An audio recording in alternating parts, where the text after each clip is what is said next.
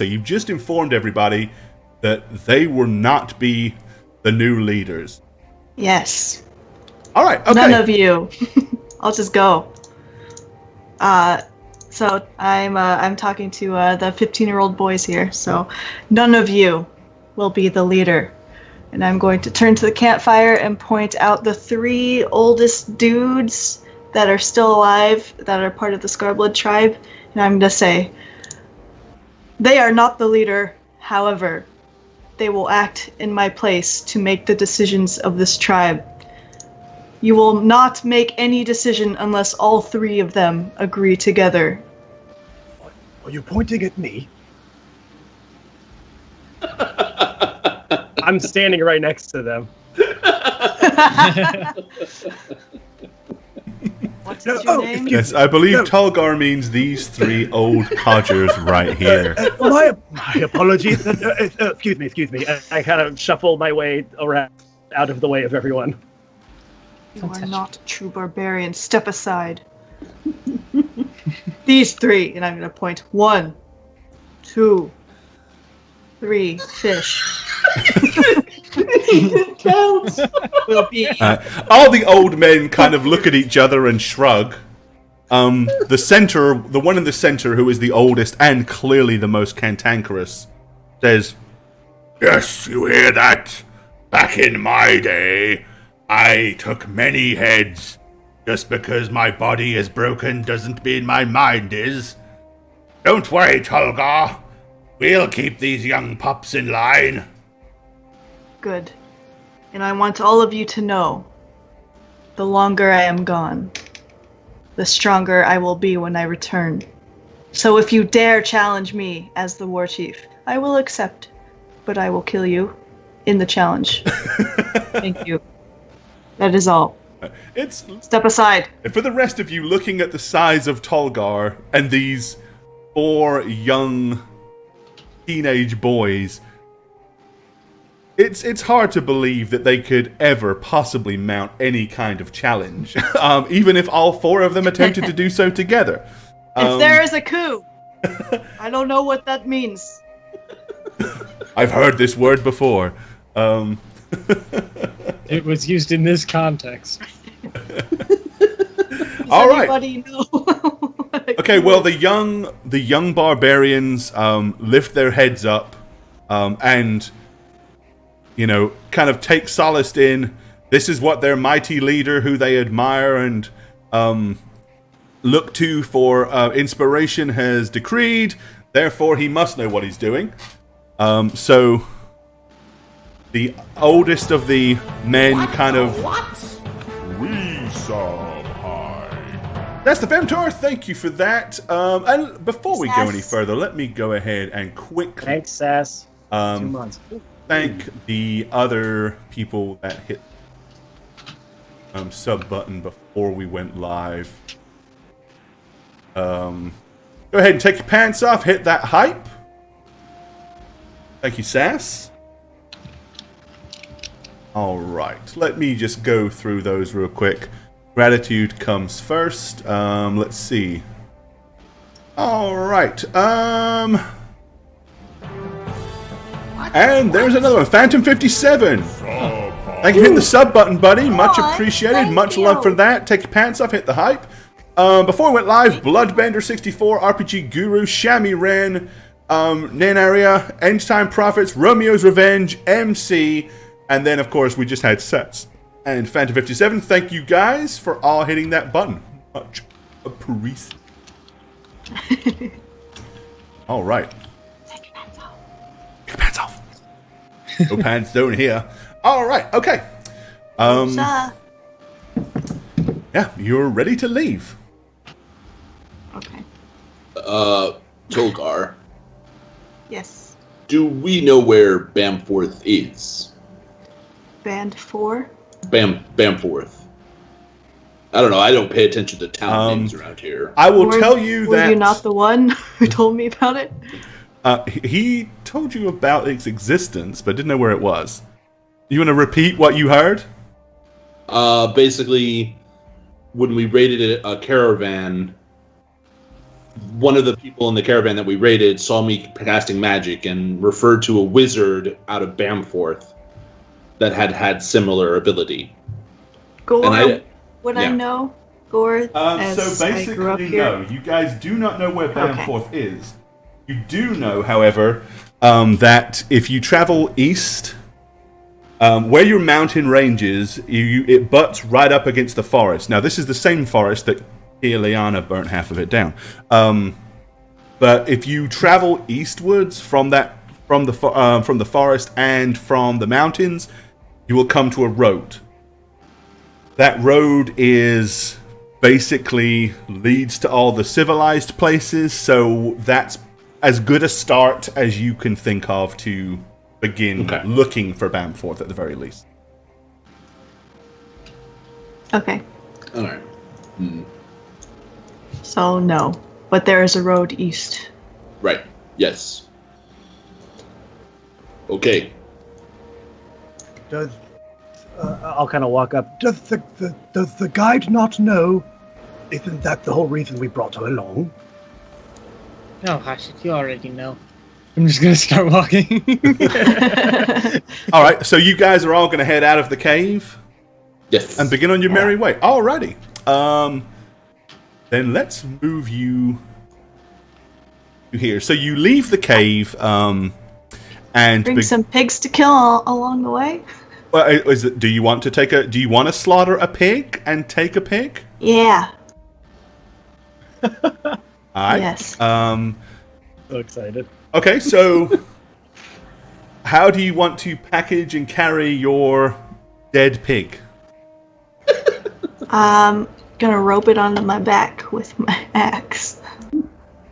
Like the whole pig, or are you cutting the pig up, or what's the deal? The whole pig. Okay, so you're gonna you're gonna kill a pig and then sling it over your back and tie it to your shoulders with rope. Yes. All right, well there you go. You'll have meat for a few days. Yay. So the time of year, winter is pretty much past. You know, you're just getting to where the real freezing cold has started to depart. So you're going to be traveling along the edge of the forest and the mountains. You don't know how far you've got. A entire pig will feed all of you for several days. The problem is it's not salted. It's raw at this point. So it's probably going to start to go a little funky after a few days.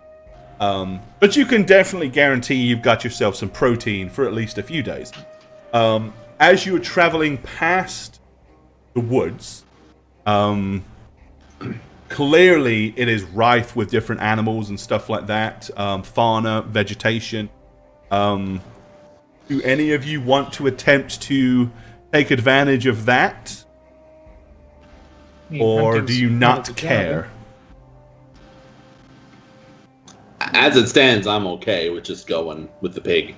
Yeah, we have provisions. We have the pig already, so. And we have dry food and provisions, right? I know Emlyn packed. Well, the tribe itself doesn't really have a whole lot of food.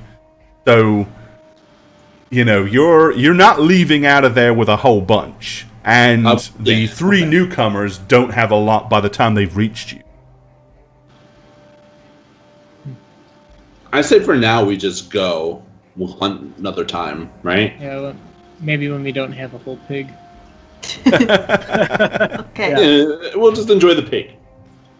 Alrighty, okay. Okie dokie. You travel for at least 2 days eastwards. And that will finally see you to the road. Just southeast of you, you can see an intersection. Here the road travels north, west, and east. Question is, which way is Bamforth? That's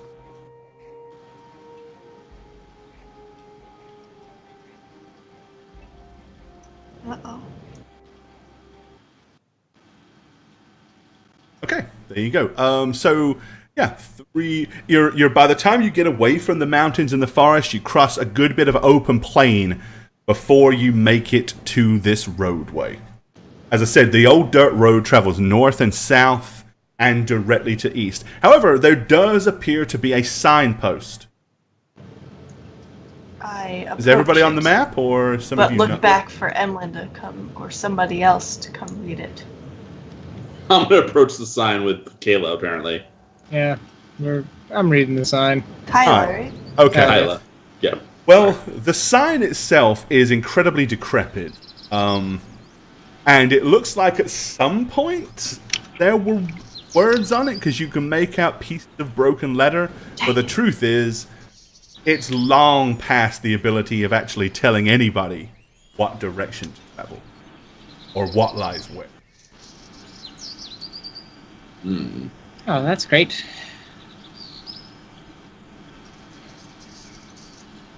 Don't suppose I'm gonna look up and down the roads to see if anyone's coming, to see if I can ask for directions. Hey, it's not the stupidest of idea. And at this moment, no, all directions seem to be clear. Guide. But being Where a are road, the foot steps headed. Well, each and every direction, I assure you, this is a road. Is there a path more traveled? Oh, what do we know of Bamforth? Is Bamforth the more, I guess I'll check on the suggestion. right? What are you looking to do? Just to see which paths are more traveled. Although You can very clearly see that this road receives an awful lot of traffic in all directions. There is no clearly more traveled. There are deep cart ruts in all directions. Obviously, this road, being a dirt road, is seeing a lot of traffic over its use. I mean, having come from the west, when Tolgar and I came from the west to the tribe, did we pass through Rockhelm, or did we avoid it and just come via the north, like in the plains? I mean, Rockhelm, of course, is far to the southwest of here. Right. And Emlyn and Tolgar would know that, right? At the very and also Starden is north of here. Yeah, but the road doesn't necessarily go north and south. Like, Okay. The problem is, you know that those towns are definitely to the southwest, but that doesn't mean Bamforth isn't. It doesn't mean it's not to the north. It doesn't mean it's not to the east. So, you can either blindly guess, or come up with an alternative plan. Fix the sign. Uh, Old men. Yes. You pulled a rabbit out of thin air. Can you pull the rest of the sign to make it whole again? Let me see here. Let me give it a closer look at this sign here. Oop, that's not me. Here's me. I'm going to back up. Just watch him. Taking it, Could we possibly do a rubbing? A rubbing? now, here, out in the open.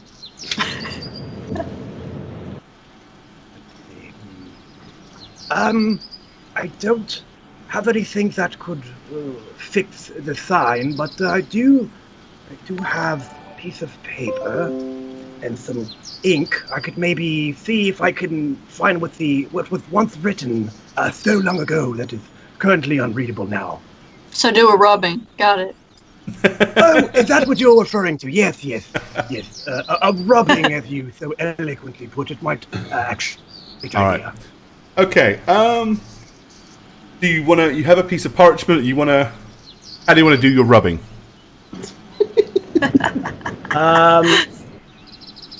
Possibly just taking like a little bit of the end of my robe and dipping it in the ink that I have and just kind of on there and making a little. Well, as you're about to do that, you notice the folly of your plan.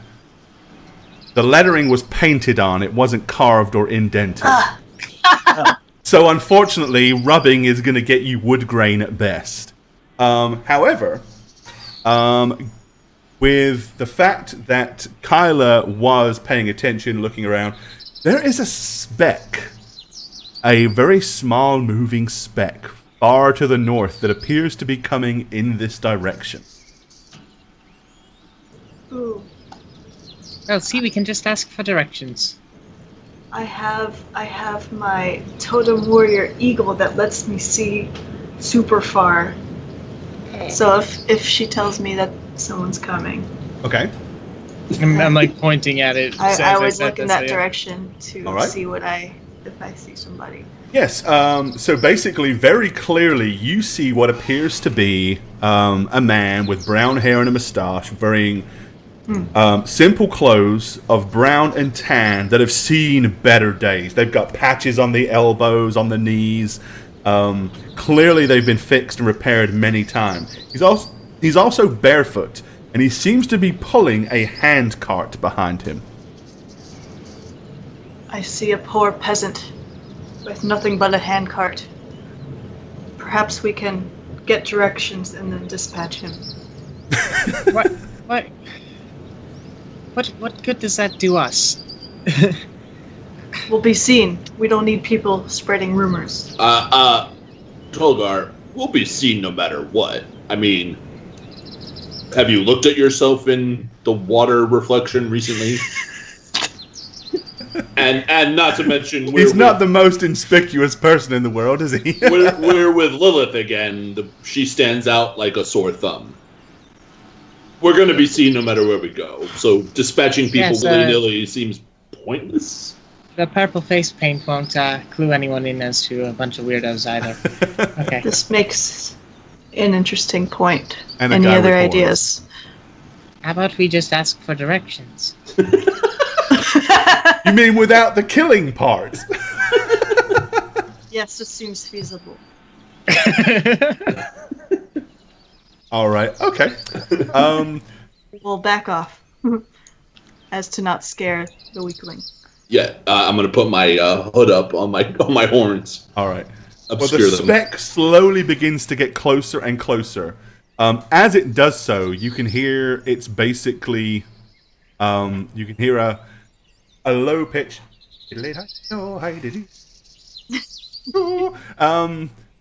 And a very cheery man approaches you, dragging his cart behind him. Aww.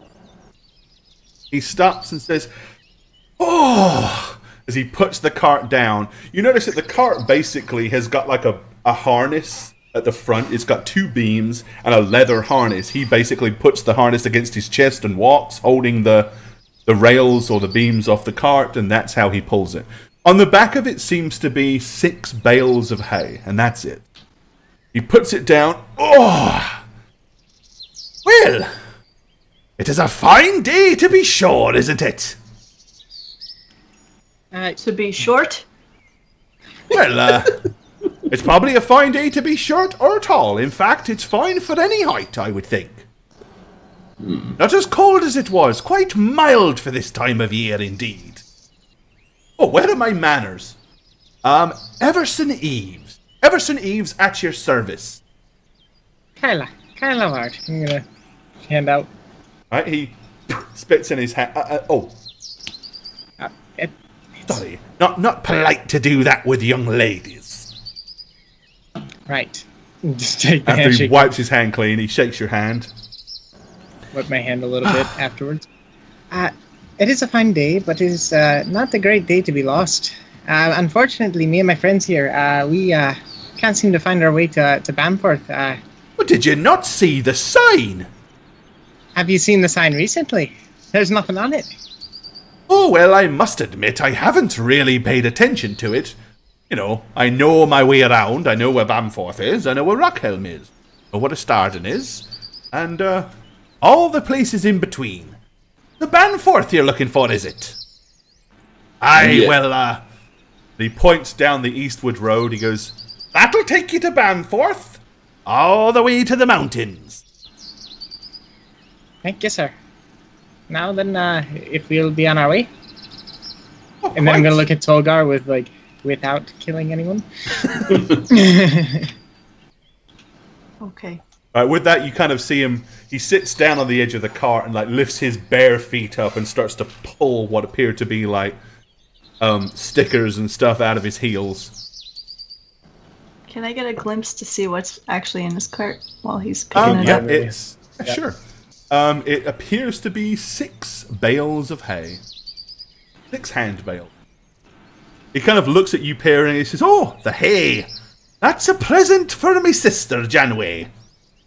She dwells in Rockhelm. That's where I be heading." Yes, that's to the south, right? Well, if you follow the road south, it kind of curves to the west. So it's south and west. Or west and south, whichever you prefer.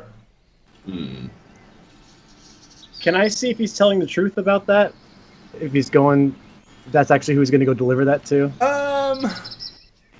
Do you have a spell to do that with? Or are you just trying to kind of get a read on the guy? In which case you could do an insight check. Yeah, just a read on the guy. Okay. Let's see. Did you go? Oh, wrong one, right.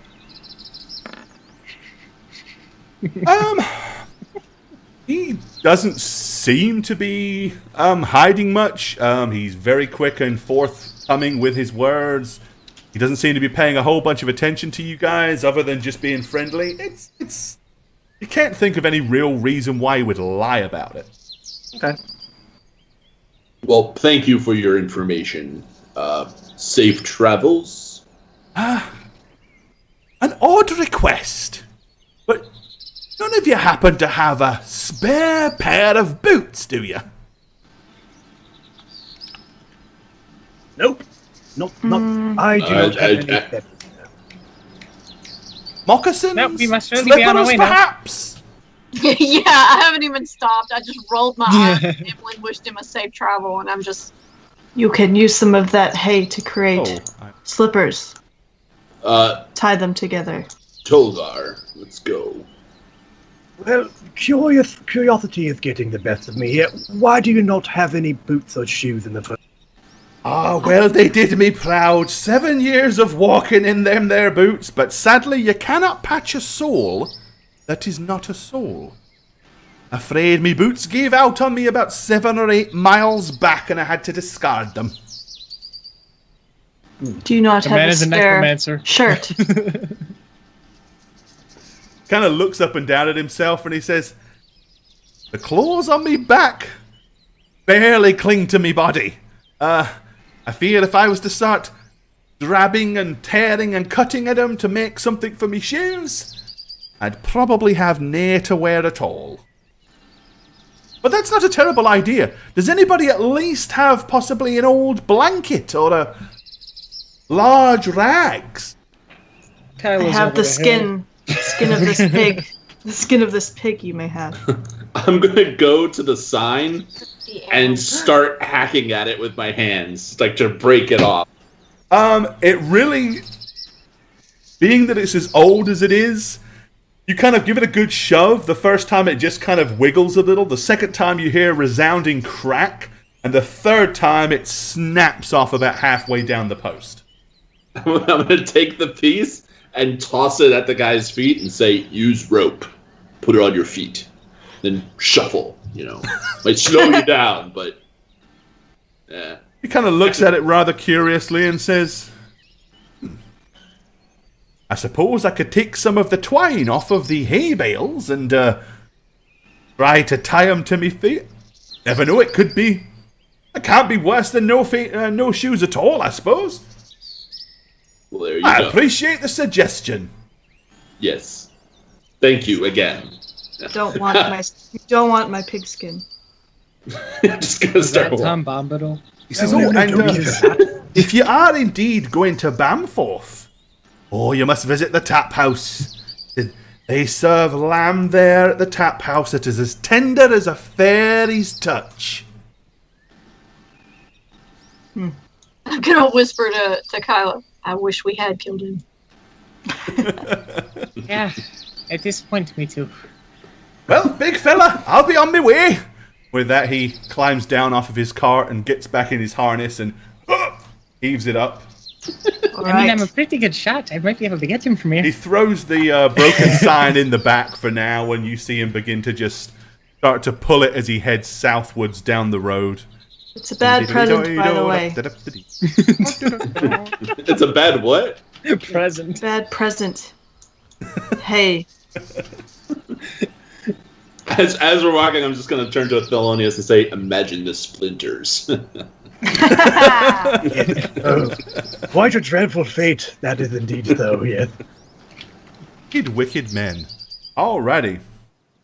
Okay. Well, as you head eastwards then, travel for several more days. It's been at least 5 days now since you have left the Scarblood Caves.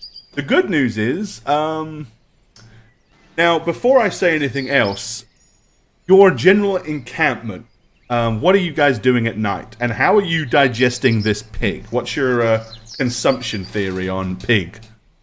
Are we digesting it? Well, I'm just wondering, are you, for those of you that are eating the pig, are you getting a fire and cooking it, or are you going to eat raw pork? No, we're cooking it. We're living in luxury, man. Yeah. Okay, alright then. Okay. And I would stay out, be on watch initially, because my eyesight's really good, and I really don't need to rest all the time, so. There you go. Alright. I need my beauty sleep, so screw you. Yeah, so, by now, last night's pork was it smelt a little bit. Some of you may have felt like it may not be good to eat, but some of you may have eaten it anyway. With that kind of slightly gamey smell, when anybody did eat it or anybody who didn't eat it, let me know. I would not have. Definitely eat it. I wouldn't have.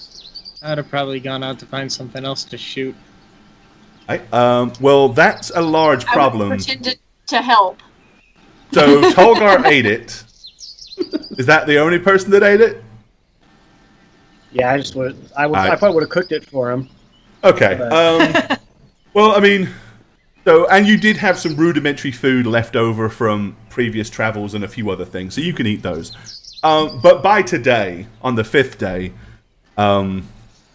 it's clear that there are flies nesting in the pork and that there are maggots beginning to crawl out of it. And there's a very strong chance that it's probably not particularly good to try to consume. Maybe even for someone with Tolgar's iron stomach. Yeah, by that point, I would know better. All right. But only at that point. You want to continue to carry it, or you want to discard your half-eaten pig? I will toss it aside. Okay. All right. Angrily. Well, much like the last couple of days, the weather has been incredibly mild for this time of year. As we said before, winter is last behind you, and the promise of warmer days are finally ahead. Now, as you walk east along the old dirt road, you see a rise to the north of the road, and atop this small hillock sits a stone tower. The hill looks out of place on this open plains, and you suspect it was probably man-made. The tower is old and in need of some serious repair. The tower itself is about 20 foot tall. What's up, Jeep? Appreciate it, man. Thank you for the cheer. Much love for that. As I said, it's about 20 foot tall, and its vantage point on the top of the hill probably gives it a total of about 40 foot elevation across the open plains. Tolgar, of course, you can, if you want to get a closer look, you have an ability that will allow such a thing. Yes, I would love to see a little bit closer to All discern right. what it is. Okay. With your eagle totem, yeah, so as you kind of zoom in, it brushes closer to you to where it seems like you're only standing 100 feet away. It's a stone tower. Your guess is it's some kind of watchtower. There's a single door at the base that faces south. And there are 4 windows near the top. One north, south, east, and west. You can see that there is indeed a man who seems to have like a old dented plate pot helm on his head. The kind that has the little strip that comes down over your nose. And he is casually sitting there with his chin on his hand, peering out of the window, glancing in your approximate direction. His reaction thus far, while he should clearly be able to see you as you can see him, doesn't seem to be that he has. Or if he has, he doesn't care at all. Prepare for communication. Yes, I'll put that hat on. Or we're just going to start walking towards the tower. Hearing that, There's I a was man actually in the watching tower. Emlyn looking for Kyla, one of the things that you have noticed is these plains, other than a few small rodents and stuff like that, it seems to be a fairly barren area. You haven't really seen much in the way of wildlife and stuff like that. And you're kind of being more in tune with such things. It's not that it's unnatural. Mm-hmm. It's just that either the ground here is just really hard, but also being the time of year that it is, most burrowing creatures are not going to be coming out a whole bunch. Not unless they have to. A lot of things, of course, would be hibernating anyways. Mm-hmm. All right. So the tower is probably a good half a mile away from you guys at this point. Okay, I tell them that there is indeed a man in the tower, and we should be prepared for anything, especially you, Lilith, harlot.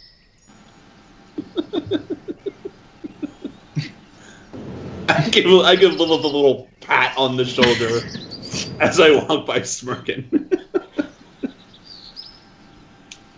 And we continue forth. Here after Hilllands. All right. Okie dokie.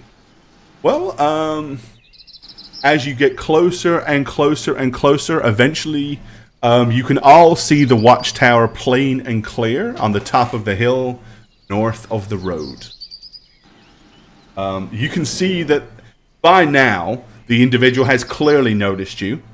And you notice that he has now got a heavy crossbow rested on the window, with his hand resting on the top of it. As you approach, Act casual. a gruff voice hollers down at you and says, "Where be you heading?" Bamforth. Oh, Bamforth, eh? What business do you have in Bamforth? We're visiting a friend. A friend? I'm from Bamforth. Who's your friend?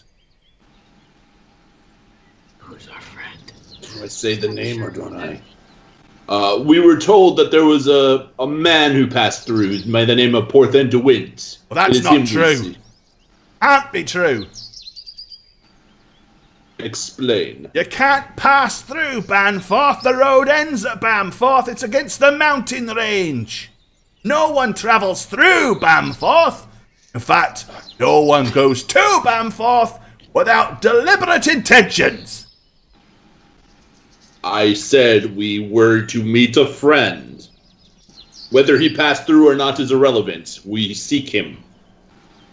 And that's we heard it, is he it? was there. Yes. But you don't want to divulge the name of this friend? I just did. His name is Porthen de Wint. I'm sorry. I'm a long way up and I don't hear too good. Porthen, you say? Don't know any. The wind is strong. I don't want him to know why we're here. The bottom door opens, and a much younger looking fellow steps out holding a sword and shield. Says, "Diggity, find out exactly what they're up to." All right, Walt, give us a second. I'm gonna step forward. Right, he kind of comes halfway down the hill and positions himself behind this bush as if it could offer any kind of real protection. But psychologically, in his mind, he probably thinks it. And he says, "Oh, this is the Bamforth Watchtower. So you're going to Bamforth to meet an old friend?" We heard he was traveling in this way. Yes. I Whether don't it was know through the chap. or in. Are you merchants at all? No. Of a Don't look sort. much like merchants. We are not merchants, no. Oh, But we bring coin, which we are willing to spend in your town. well, that's welcome. Well, as long as you don't mean any harm, on your way. Well, as I said, he's a friend. I'm just gonna start walking after he said on your way. He turns around and yells back up. It's all right, Walt. They're just going to spend some coin and hang out with a friend. Oh, is that all? Well then, I suppose it doesn't matter much, does it? Don't guess it does, Walt. And then he wanders back in. That was easy. Wish we killed them. Alrighty. Well, so you travel on, leaving the watchtower behind you for at least another day. By now, your food, provisions, and stuff are pretty much starting to run thin. Kyla, do you want to attempt to nail any rodents of unusual size, or do any kind of hunting, or you just want Well, to... I reckon the ones of usual size are a little easier to find. Yeah, So but I'd probably be going for those, because Kala's lazy. Alrighty. Wouldn't do much for everybody else, but Kala doesn't usually feed more than herself anyway, so... Alright, so you want to just go out and gather enough food for yourself? Is that the game plan? More if I can. Well, in that case, give me a survival skill check. Okay. And let's Verse see 20. Let's see how much food you manage to gather. Oh, it's not very good. But here it goes. A 13. Okay. You managed to get one groundhog, which will feed you pretty reasonably. There won't be a lot to share. Hmm. But I did after my part, spending so- an hour and a half to 2 hours just to nail that, it's like, yes, screw this. we should have killed the watchmen and took their food. We could have asked for food. We could have paid for food, and that would have probably caused us less problems down the line. Are you going to eat all of that? Annoying. Most of it. I'm just gonna go ahead and I'm gonna lop off the head and just chuck it at the little goat boy. The little goat boy? Yeah. Whatever, I could stand a diet after that pork. Alrighty. Okay, so Must yeah. almost be there. It's been a full day. They can't have to travel that Well, you far to guys the can see. watchtower. You guys can see the mountain range is looming up ahead of you. And your best guess is it's at least another day until you get to the mountains. Of course, it's entirely possible watch people actually have horses. What? We should have eaten their horses. I'm Well- fine eating any of them. People do. We've survived worse. Continue. Yeah, I mean, if you go a little hungry for another day, it's not going to kill you. So, Yeah. all right, okay. So another day of travel, and finally, as you approach the mountain range, as it gets a little closer, you can see that to the north and east of is kind of how the mountains curve around what is in front of you, a large lake. To the south of the lake are some rolling hills. Now, a large man-made levee crosses the lake upon which the road sits. On the far side, beneath the mountains, you can see what appears to be a hamlet or town. As you're about to reach the town, a large stone-arched bridge lay before you, allowing passage not just into the town, but from the north and southern parts of the lake. Interesting. So literally, if you can imagine this huge lake, and then right down the middle of it is a huge levee with a road perched on top of it. And then when you've gotten to the far end here, this huge arch bridge is what you cross to enter into the town. Now, as you get to the bridge, to your left, you can see what seems to be a gentleman holding a fishing pole, sitting down on the bank, just teaching worms how to swim. Are there any caught fish by him? That's yeah. He looks like there's a small piece of cloth laying next to him that's folded over, but periodically you notice it's like Lilith, distract him. And starts moving. You want me to shove him in the lake?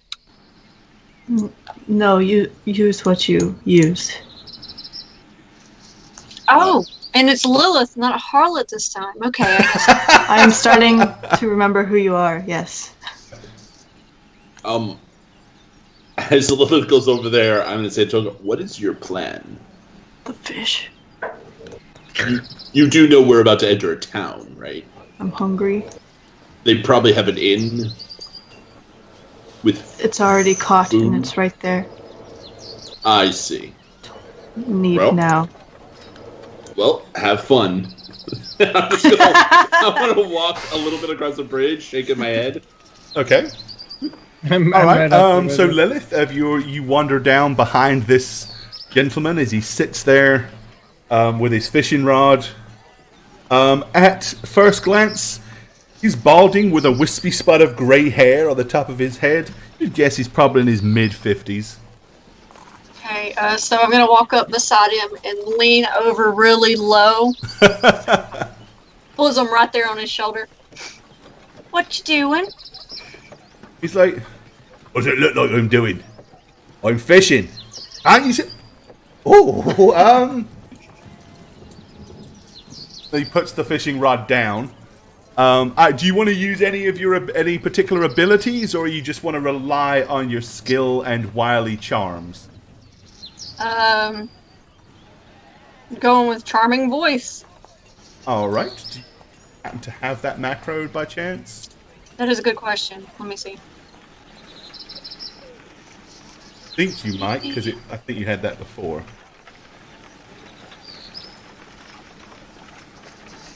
Where the hell would I put that?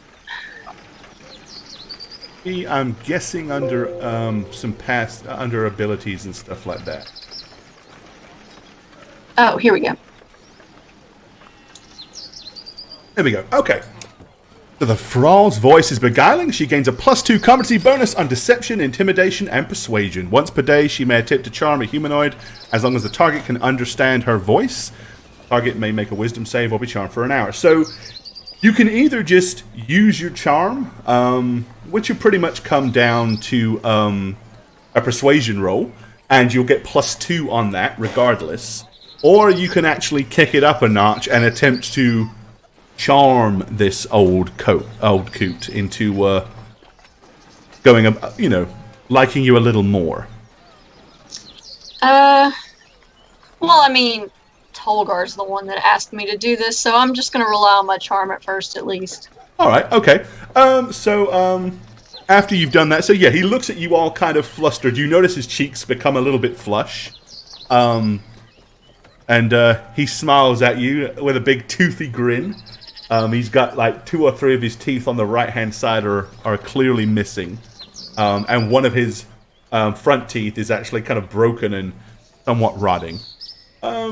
He might have been half decent looking in his younger youth, but he hasn't aged well, this man. He just clearly hasn't. Oh, you're a fisherman and you're so good at it. Well, I've been fishing these lakes here for many years. There's not a thing or two I don't know about fishing this lake. I can tell you all the types of fish and all the best baits to catch them on. Would you like me to show you? So many. Do you think you could spare a few? It's been a long walk here. All right. So go ahead and give me a persuasion check. Obviously, you get +2 on that due to your ability. And I'm going to say, because of your current posture and the fact that he doesn't really get to see much of your swords, I'm going to give you advantage on that roll. Soon as you have two assets really working for your advantage right now. Holy fuck! Oh my Wow. gosh! There it is again. Natural 20. All right. First roll again, too. It's rigged.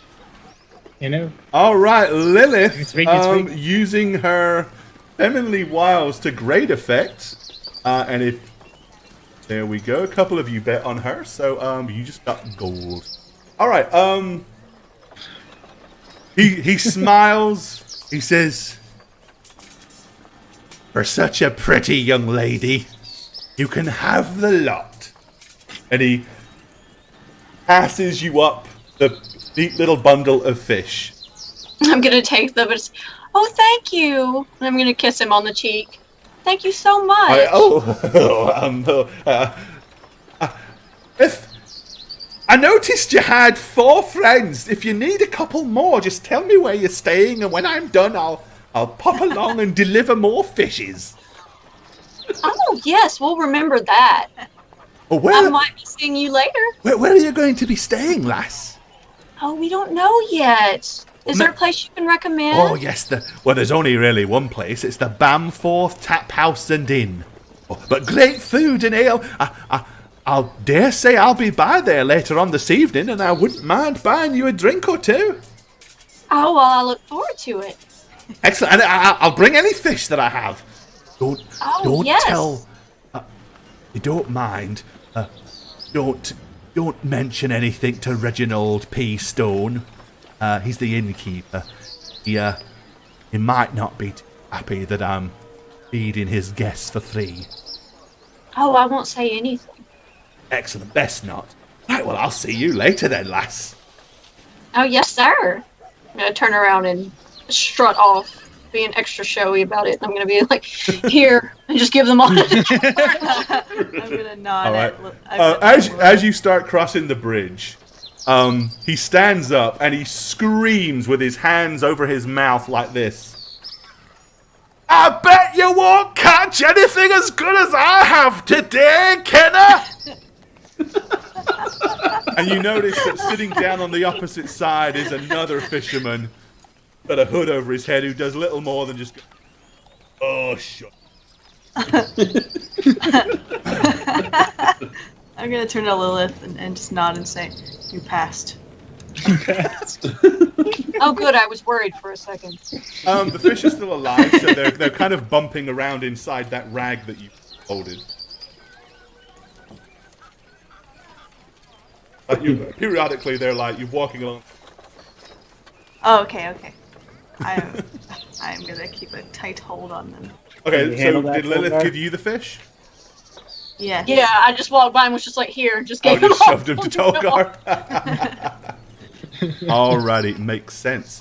Okay, well, let's enter the town of Bamforth. Here it is.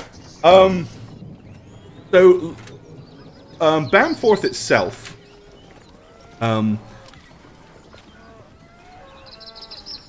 Excuse me. It's a series of tightly fitted buildings, all of which are wooden with slate-tiled roofs. All apart from a handful of fishing huts that are on the left as you enter the town, along the lake shore. As you enter the town, it seems to be fairly quiet, and only a few people can seem to be kind of wandering around the streets. It's late afternoon, probably. The sun's beginning to go down, so another couple of 2 or 3 hours of daylight left.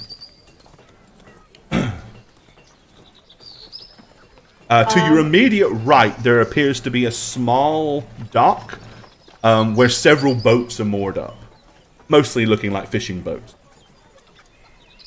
I suppose we'll look for the tap house. All right. Okay. If anyone disagrees.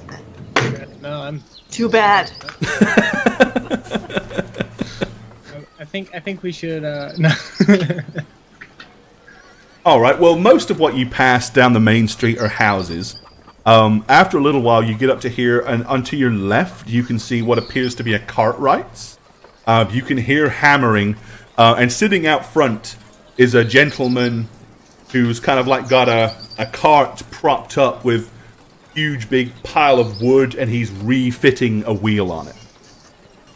Okay. Go ahead. I was just going to say, excuse me, as we pass him. He kind of wipes his brow and looks at you. He says, afternoon. The Tavern Inn, the tap house, where is it? He goes, and he points right across the street to this large building.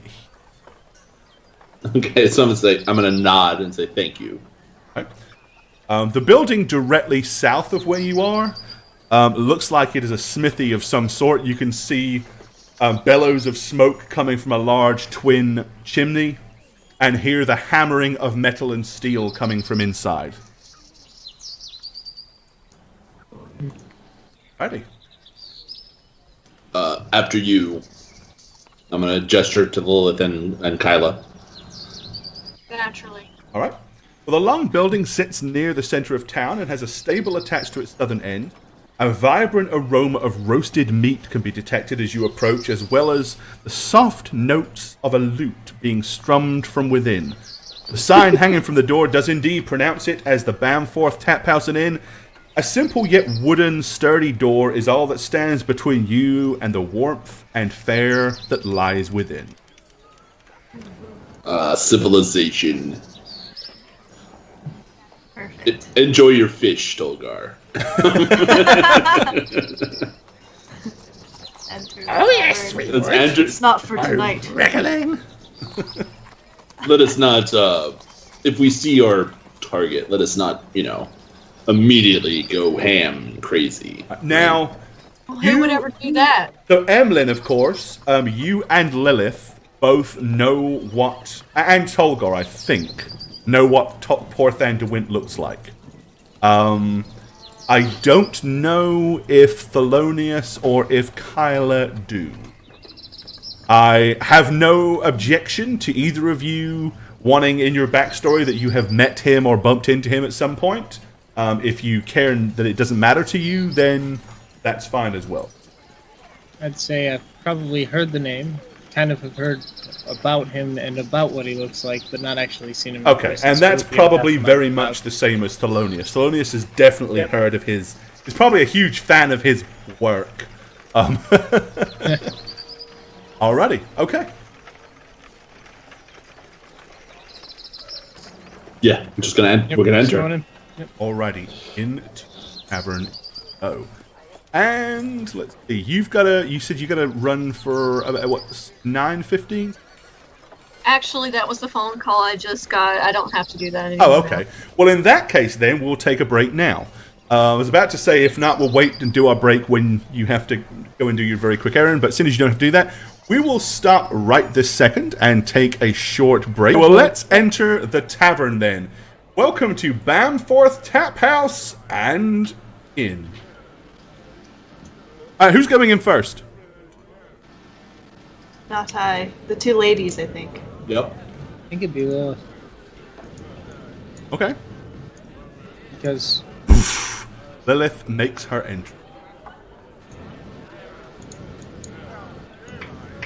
All right, who's Kind of going? quickly look around to make sure that the people we don't want us to know, or that we don't want to know about us being here, are not in here. All right. A quick perusal of the room, you do not see what appears to be Porthan de Wint. What you do see is a fairly simple, plain wooden bar with a large, bulky, heavy-set man with just kind of like a brown rim. He's got a Captain Picard going on around the side of his head there. Several fairly common-looking folk gathered around. Over on the right-hand side, sitting in front of a roaring fire, is a young girl petting a dog. Immediately in front of you, there seems to be a game of cards going on.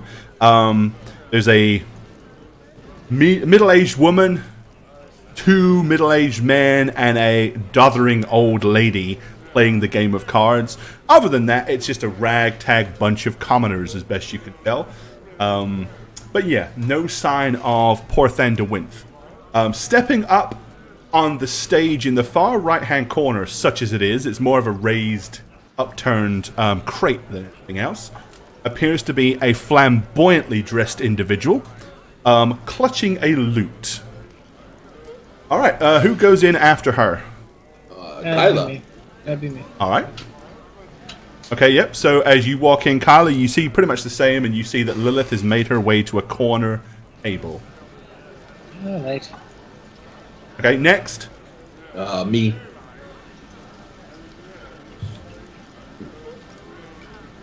Alrighty. As you guys are kind of walking in, you're starting to get a few strange, curious looks. We're not talking spaghetti western where everybody stops speaking all at once, but definitely a few strange looks. Clearly, many of the menfolk looked joyously at the first person that entered. All right. It's been downhill since then. Right? It was just like Polonius like, next, right. I guess. It was like, what? Yeah. It's like, ew. Oh man. How dare you? Over, I guess. The feeling is going from excitement to fear as we slowly drag into the house. And last but by nice no means gradient least, of who emotion. barely fits through the door is Tolgar.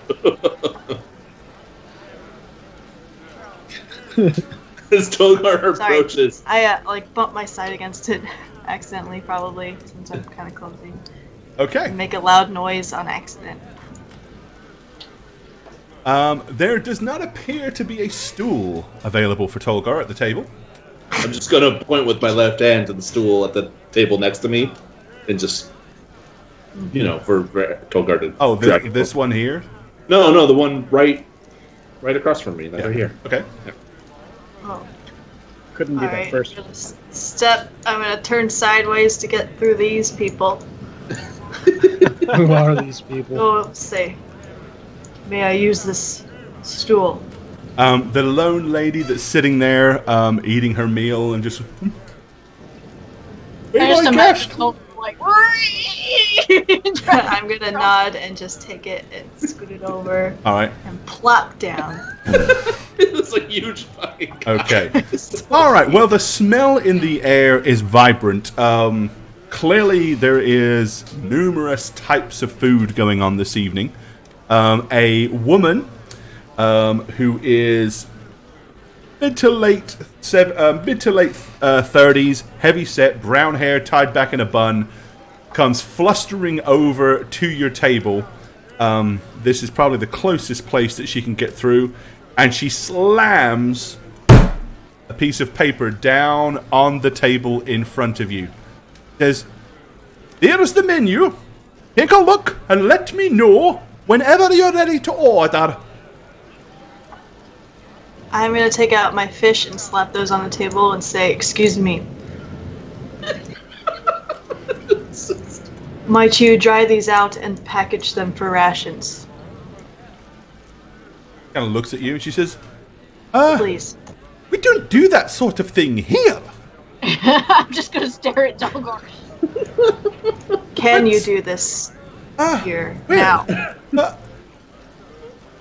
Maybe we could take care of it later or tomorrow, but not in the middle of a service. It's way too busy.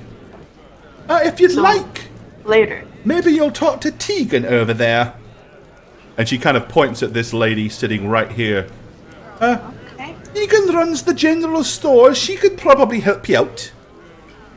Anyway, just raise your hand or holler whenever you know what you want. He scuffles back off. Aw, menu. All right, so that's basically So cute. It's a piece of paper with hand scratchings on it, introducing you to the Bamforth Tap House and Inn. Drinks on the left and food on the right. Cool. Remember Man, I'm hungry. the guard said to get the stew, right? The lamb stew. Pharaoh swam. Yes, I believe a nice lamb stew with a glass of red wine would pair quite nicely. Maybe some vegetables. Mm-hmm. All your choices are terrible. Roast lamb and hooch.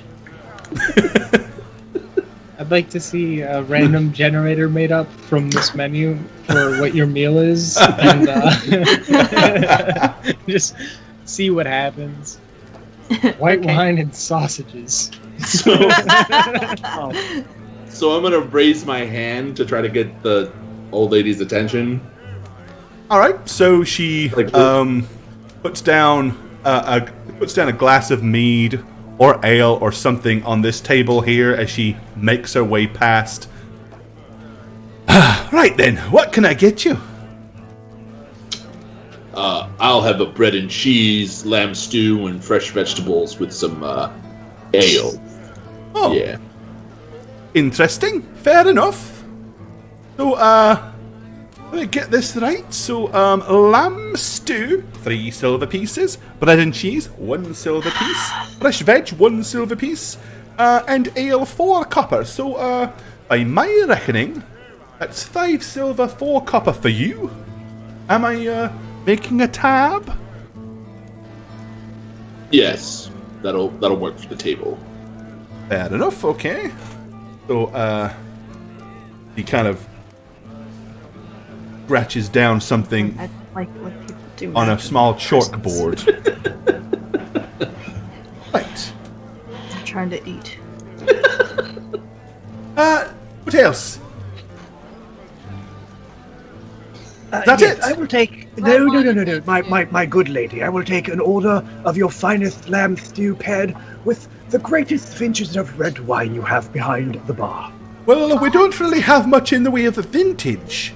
We only have one type of wine. Red or white? Well then, with the lamb, let's go with the red. Fine choice. Yeah. Right. That's 1 lamb stew and red wine. What else? I'll have the same. Alright. Lamb stews and red wine.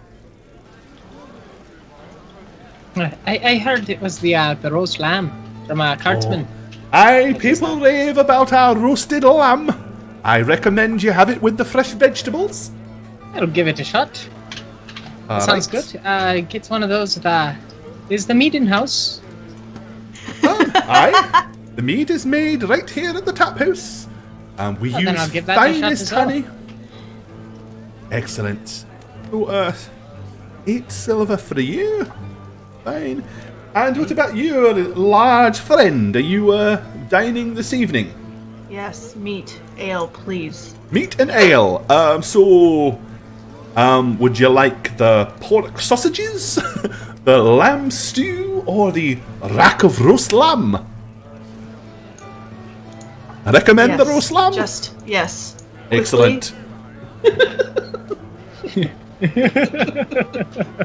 Thank you. Excellent. Right, we'll have it out as quick as we can. And in the meantime, we are prized and honored to be joined by one of the most prestigious bards of all Arconis. Himself, Renaud Quinn. Oh, sorry, Renaud Keslow Quinn. Where is he at?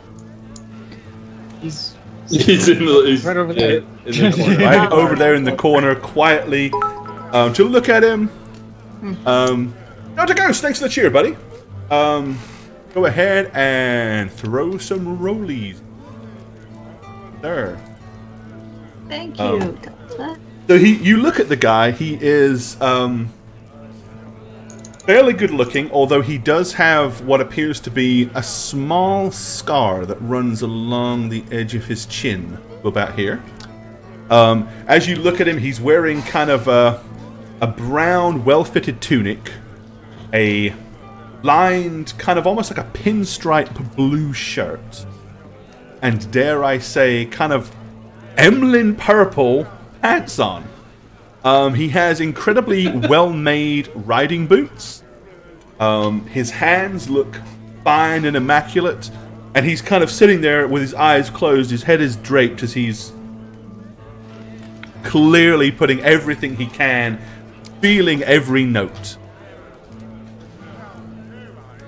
Alrighty. So yes, here you are in the town of Bamforth.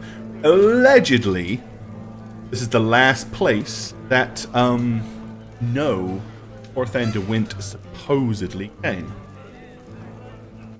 I hear that bards are a good source of gossip. Is this true? I'd say so. That the barman and the general goods keeper over there wouldn't be a bad lead. Hardly anyone passes through a town without getting a little bit of something for the road ahead. Well, we already have an in with the fish and the general keeper, whatever her title is. I believe you four should be the ones to do the digging. I am quite harsh with my words. Oh no, you sell yourself short there. Really? Great, you're fine. Truly. Thank you. But if that is your sentiment, I'll... The new color, Emlyn Purple. If you check Photoshop, it's one of it's on the palette. It's Pantone number 15U7. I mean, you did say something that I've never heard you say before, Togar. What? Well, at least in a long time, since last we were fugitives. Well, fugitives, you know. You said thank you, which you never said in the cave with the tribe. I have learned a few things since 2 years ago, and that is manners. I have learned manners. I'm gonna peer over Togar's massive form to the general person. The general person? The fully owns the store. General person. General person. Okay. This lady right here. Yeah, what is she doing? I mean, she's just eating her... Yeah, she's sitting there eating with a gentleman who's sitting next to her. I'm gonna say, you do have the fish, Togar. It's easy in. What are you talking about? To get the fish dried and prepared. You're supposed to talk to the general store, right, lady? I will hand off the fish to one of you fools and you talk to her. Excuse me. What happened to learning manners a moment ago? That doesn't apply to us. Haven't you caught on yet? It does not apply to you. It applies to service folk. Right, as you're having this discussion, you suddenly hear... You cheating old bag! Why, you... Settle down.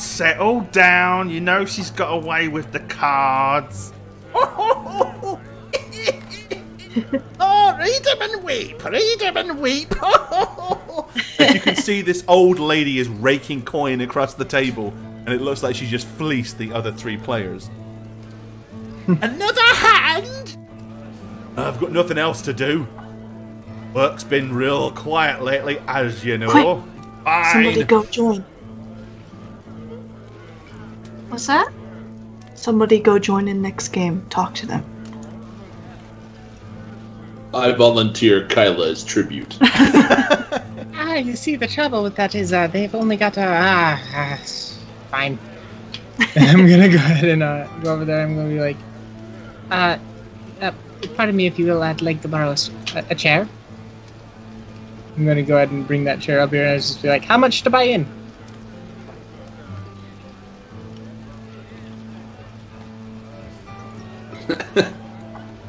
How much does it take to buy into the game? They all kind of look and the oldest woman there, the old lady that just seems to have the huge pile of coin in front of her. You guess she's probably about 80, dark grey, short hair.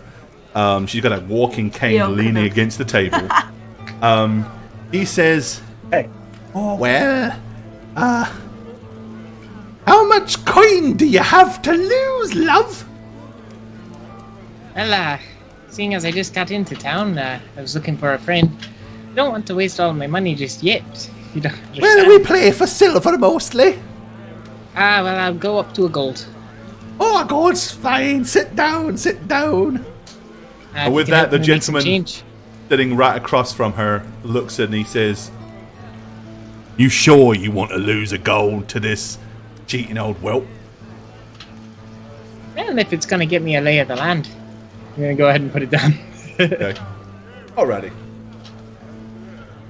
The old lady picks up the card with her what look like kind of twisted arthritic hands. Picks them up and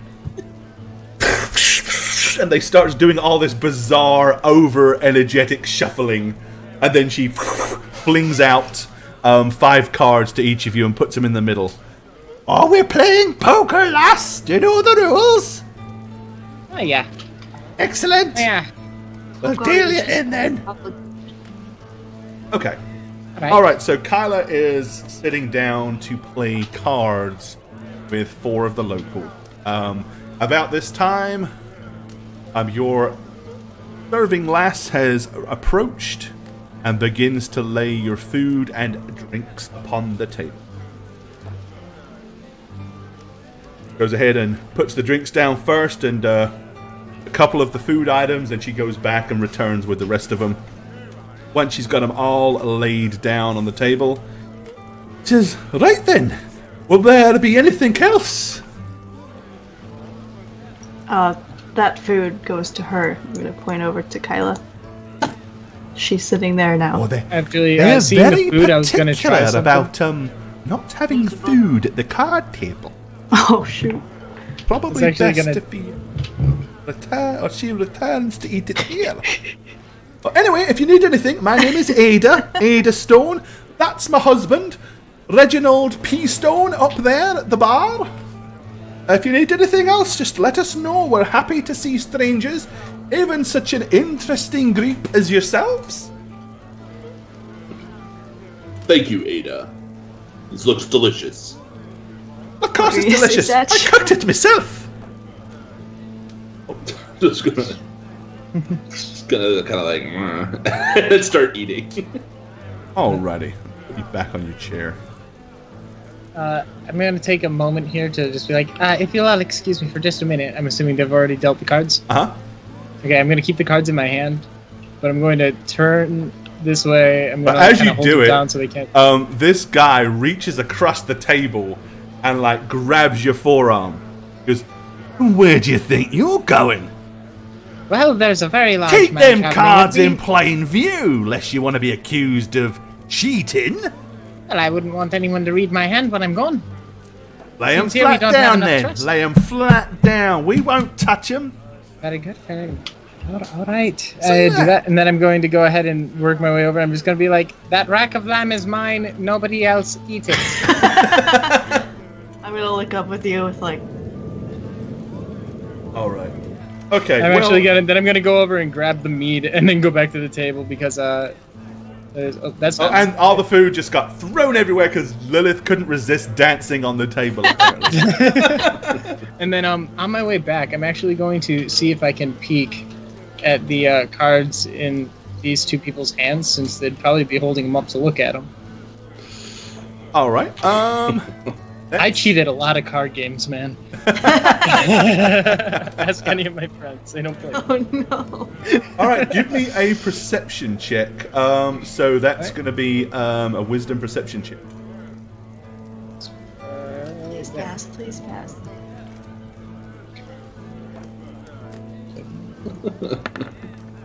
Oh, Excellent.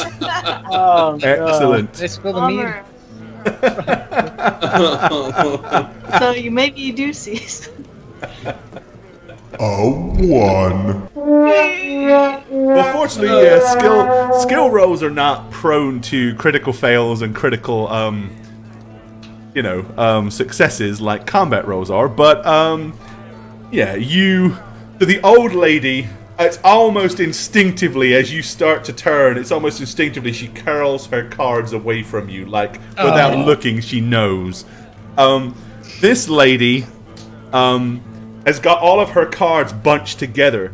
So you think you definitely know that the top facing card is a black card, and it's not a picture card.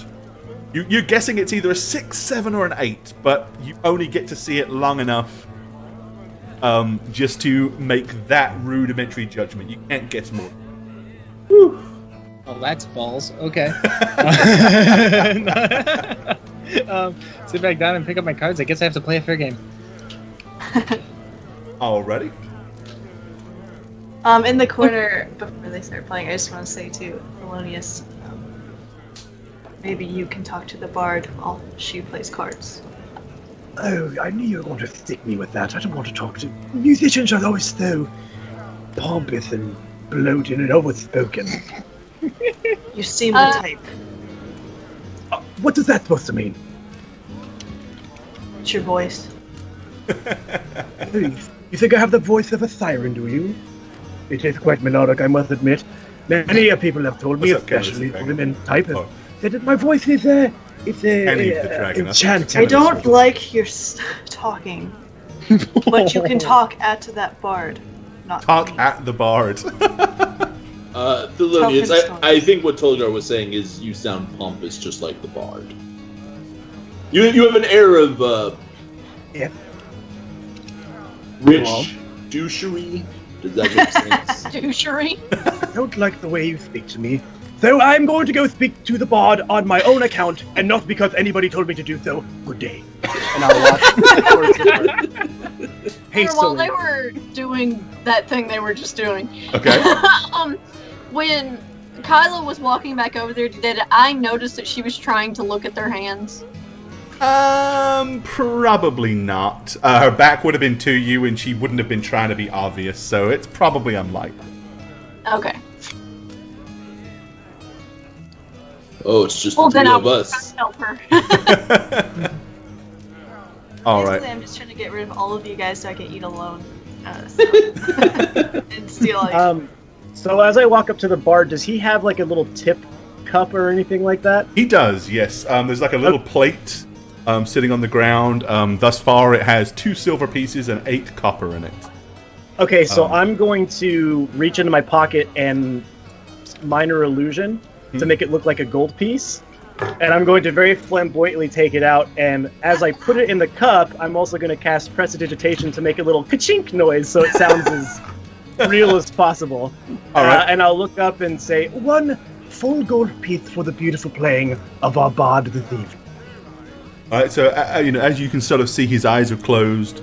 He kind of looks, and you see him politely nod, and then he opens up his left eye to kind of catch the image of who it was, and he just, as he's strumming, you see him kind of like.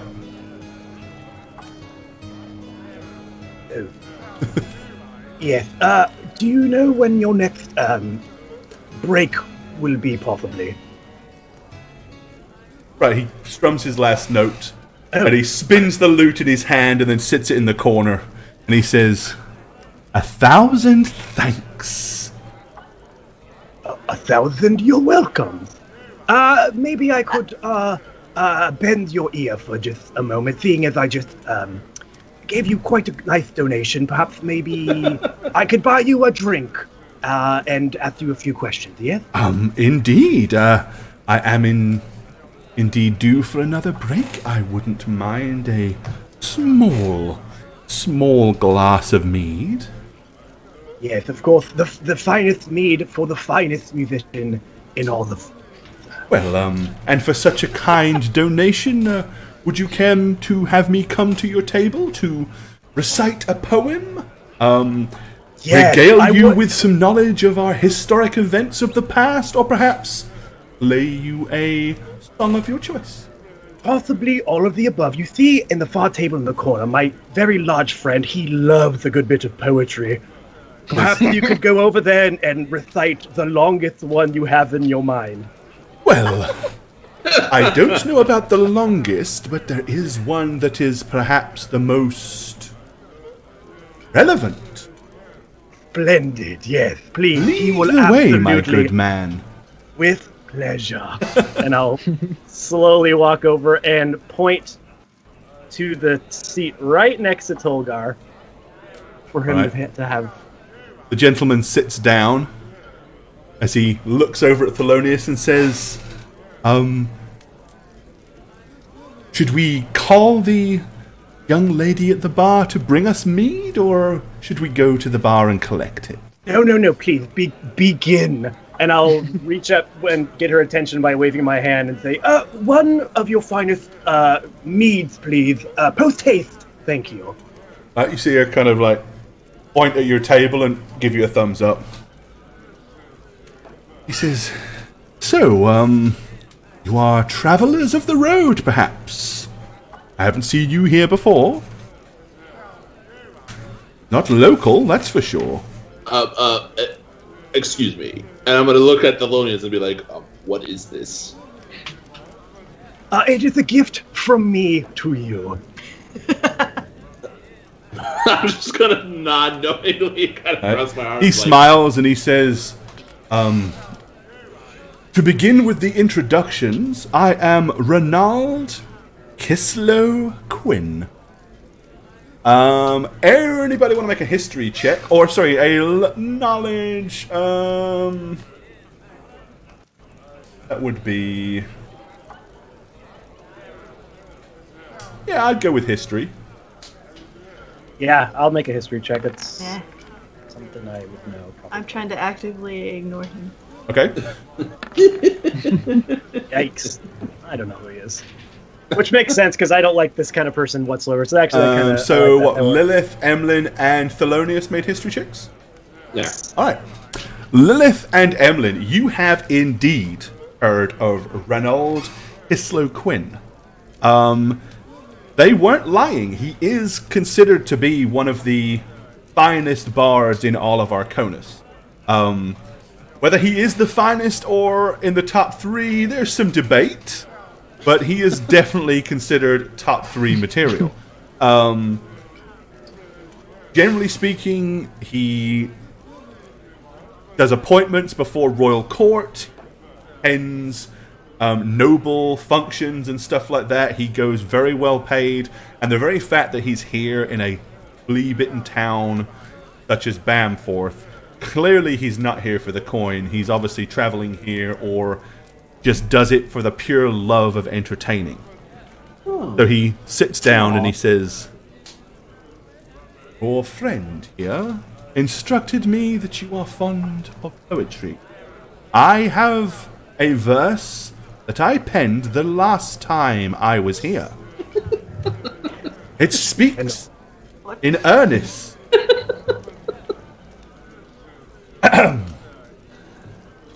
The deepest bowels of the earth in ancient times had given birth. Strange creatures passed into law, yet none more fearsome than the manticore.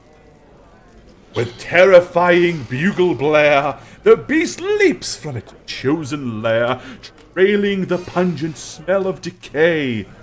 His piercing blue eyes behold his tail whipping, flinging sharpened darts that pierce and stop all men's hearts. He sees mankind's multitude as a plentiful source of blood.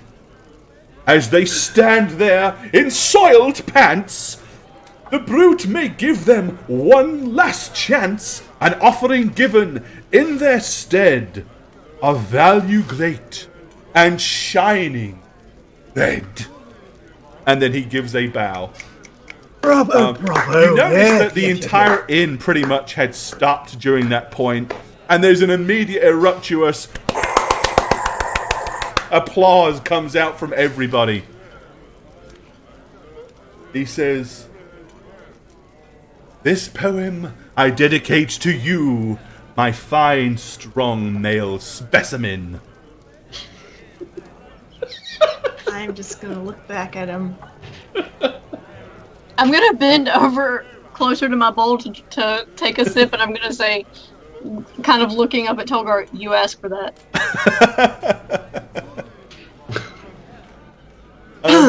He kind of smiles and says, now, for those more learned, or perhaps those that wish to learn more, perhaps I will regale you further with the tale of the oars. Fucking deep into history past I go. It begins 100 years into the age of renewal, our second age, and raged for 80 years. The three southern kings, all wanting to expand their kingdoms.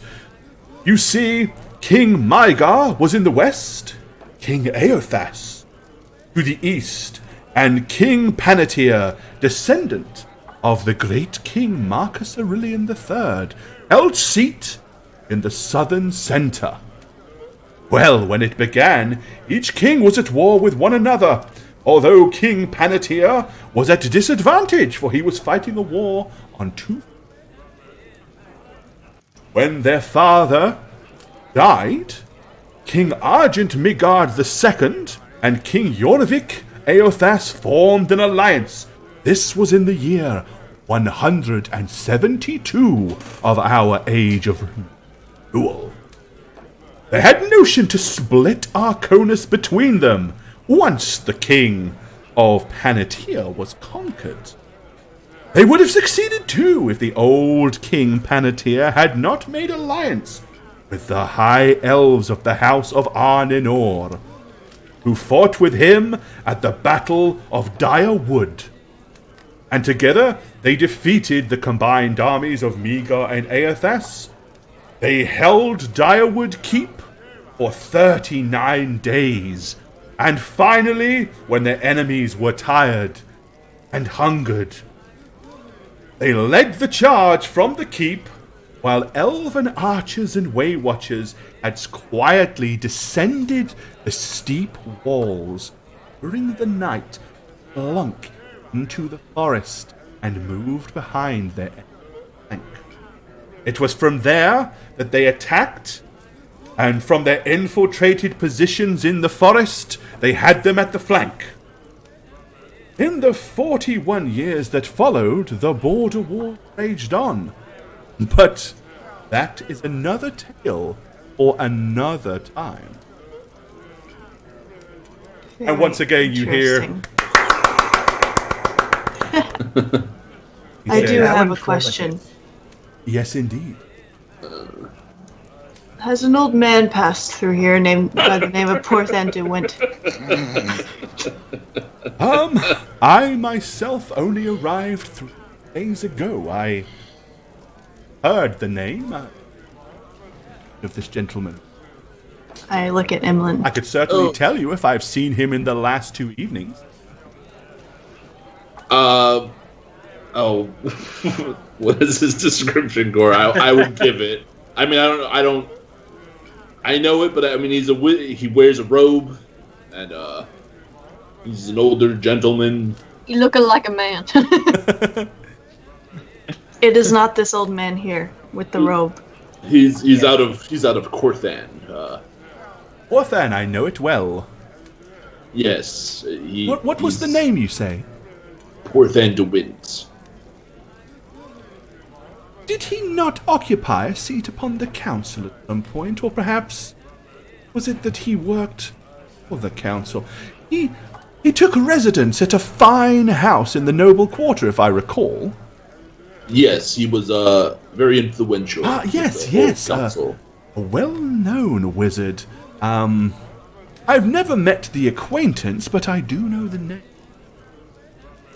I feel sure if he was here in town, the buzz would be ablaze and we would know.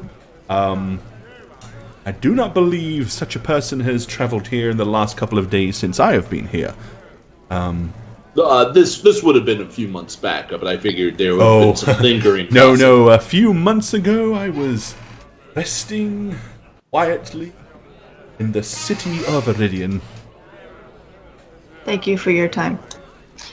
Do you have any stories about Malconthet? About Malcolm?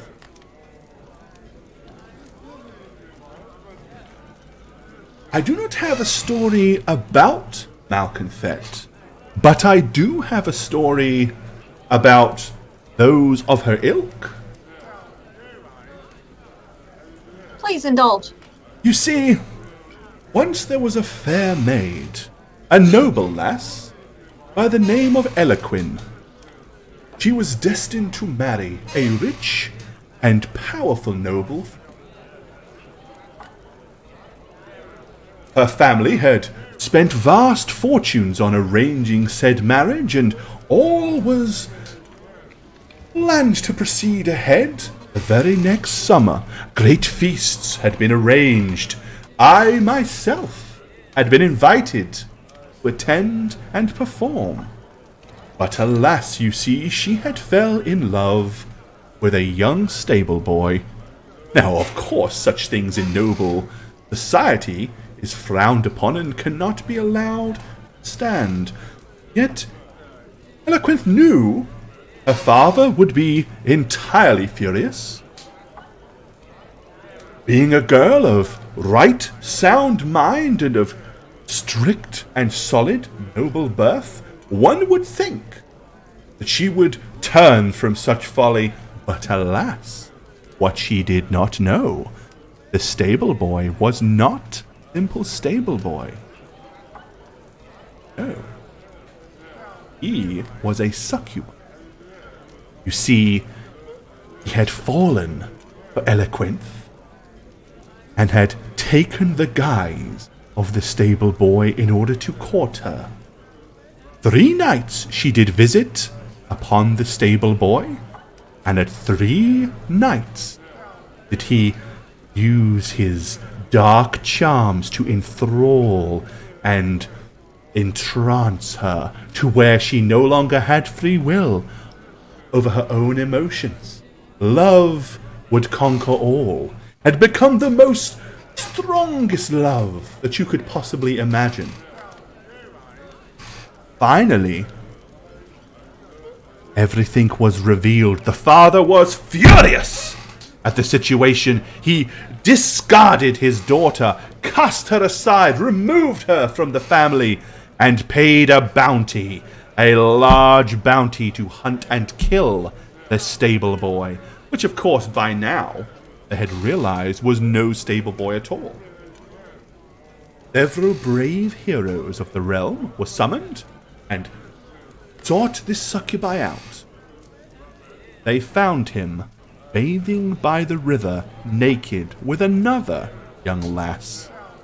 They waited quietly while he slept, snuck upon him, and the 5 of them did do him bloody murder, and dispatch him once and for all.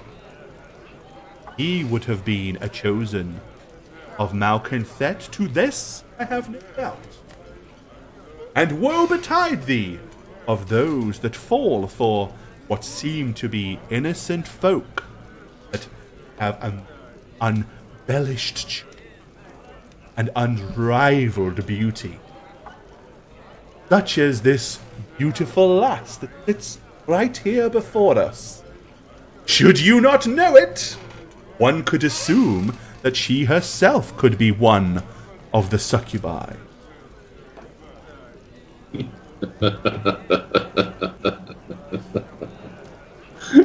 Well, Hamlet is just laughing. I dare say and hope that I have regaled you enough for the kind donation that you have given me, sir.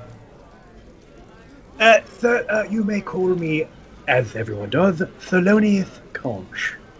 Mr. Conch.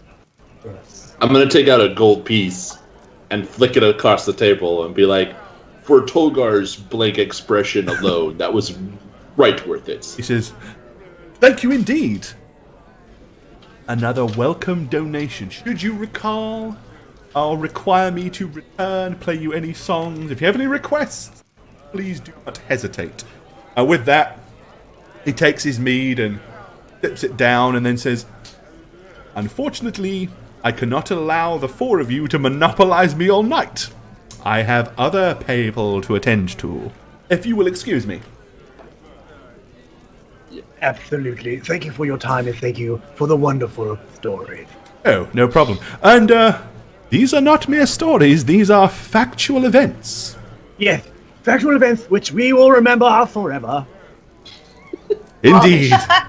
Good day. And he returns back to his plinth, dips down the rest of his mead, plucks a couple of his strings to warm himself up, and then once again begins to play. I turn to Thelonious and I say, "That's strike 2." Excuse me, I do believe that turnabout is fair play. Yes. I'm not mad, Thelonious. I'm honestly quite amused. Now I see your game. It is no game, I just give what I receive. Simple as that. You realize I have to kill that man. What you do with him after we have gotten my information is of no concern of mine. You do what you please. You will have no qualms from me about that either way. Curious as to why. Did you hear that rubbish he just spewed? A That's man fuck you, being boy. a chosen of Malconthet. It's ridiculous. Ah. Does that not happen? Never.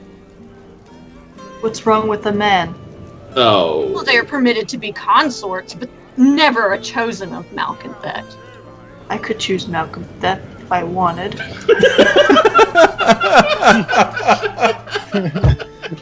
I could choose anything. I could be a sucky boy. I could be a sucky boy. Suck you, boy.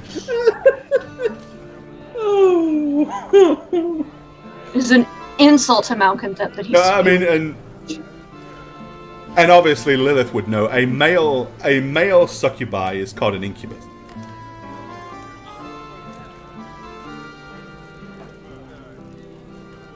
Men in her cults, they're permitted to be servants or consorts. They are never permitted to be a chosen one. I see. Regardless, strike 2. Right. Question, how many strikes do I get? Let's return to the card game real quick. Right, to make this real simple, seeing as this is a fair and above board game, Zach, roll a d20. And that will Okay. represent the quality of your hand. Okay. There goes the thing. It's not a good hand. Alright, yeah, you've probably got maybe ace high as a pair. Is it 2 draw or is it just? It's 2 draw. Oh, can I draw 2? No, I'm assuming that this is the end. This is your okay. hand after you have done whatever. So, all right. Well, obviously, man. you don't know what the others have got. So, you see the woman to your right. I would fold on that. So, are you going to fold? Yeah. Okay. All right. You fold. Woman to the right puts in a silver. The guy across from her puts in a silver. The guy across from you, he folds. And Granny, once again, I'll see your silver, I'll raise it 3!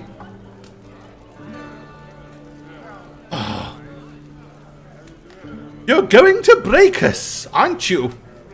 Fine, I'll see it. And she puts the money in. Too rich for me. Folds. Granny lays down 3 pairs of 4s. And the woman across puts down 2 pairs, king high. Is that 3 4s or 3 4s, yeah. 3 pairs of 4s? No, Because 3 they're pairs of 6 4s and a is half. Sorry, impossible. That would 3 be- 4s, Yeah. not 3 pairs of 4s. 3 4. Okay. Hey, they accused her of cheating. Clearly, they were right. No, she puts down 3 4s and once again wins the pot. He goes, She smiles at you and she says, "No, these cards are not to your liking. Perhaps you'd like me to bring out other cards." And with that, she grabs the cards on the center and quickly shuffles them into a pile and puts them underneath the table. Everybody else kind of sits there and steps back a little. Granny pulls out a stack of cards and sits them in the center.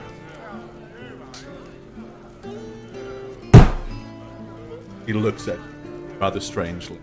The cards have a bizarre, ornate back pattern to them you've never seen before. They're larger and longer than normal playing cards.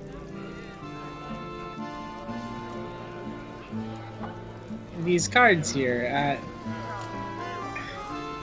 they're for playing, yes? Oh, they're not for playing with, my dear.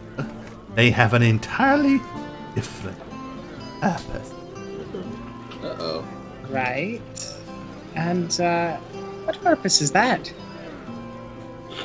Perhaps you would like to place your palm on top. And their purpose, or indeed your purpose, may be revealed. You know, the lady in Carthan, she charges 2. And then I'm gonna put my hand on it. Okay. You put your hand on it, and she immediately slaps her hand on top of yours and looks at you as she kind of like moves in close. Her piercing eyes lock yours. And at that point, you see her go, raise her fingers and click. And the bard stops playing. He glances around the room, looking at everybody, and all of the idle chatter quits. The only thing that can be heard now is the fire. I think we all turn in our seats. Yeah. I peer over Tolgar's massive form. I probably have to get out of my chair. Picks up the stack of cards and begins to arrange them in a strange pattern. What foolishness has Kyla gotten into now? Just for reading. Alright, the guy sitting across looks at you and he says,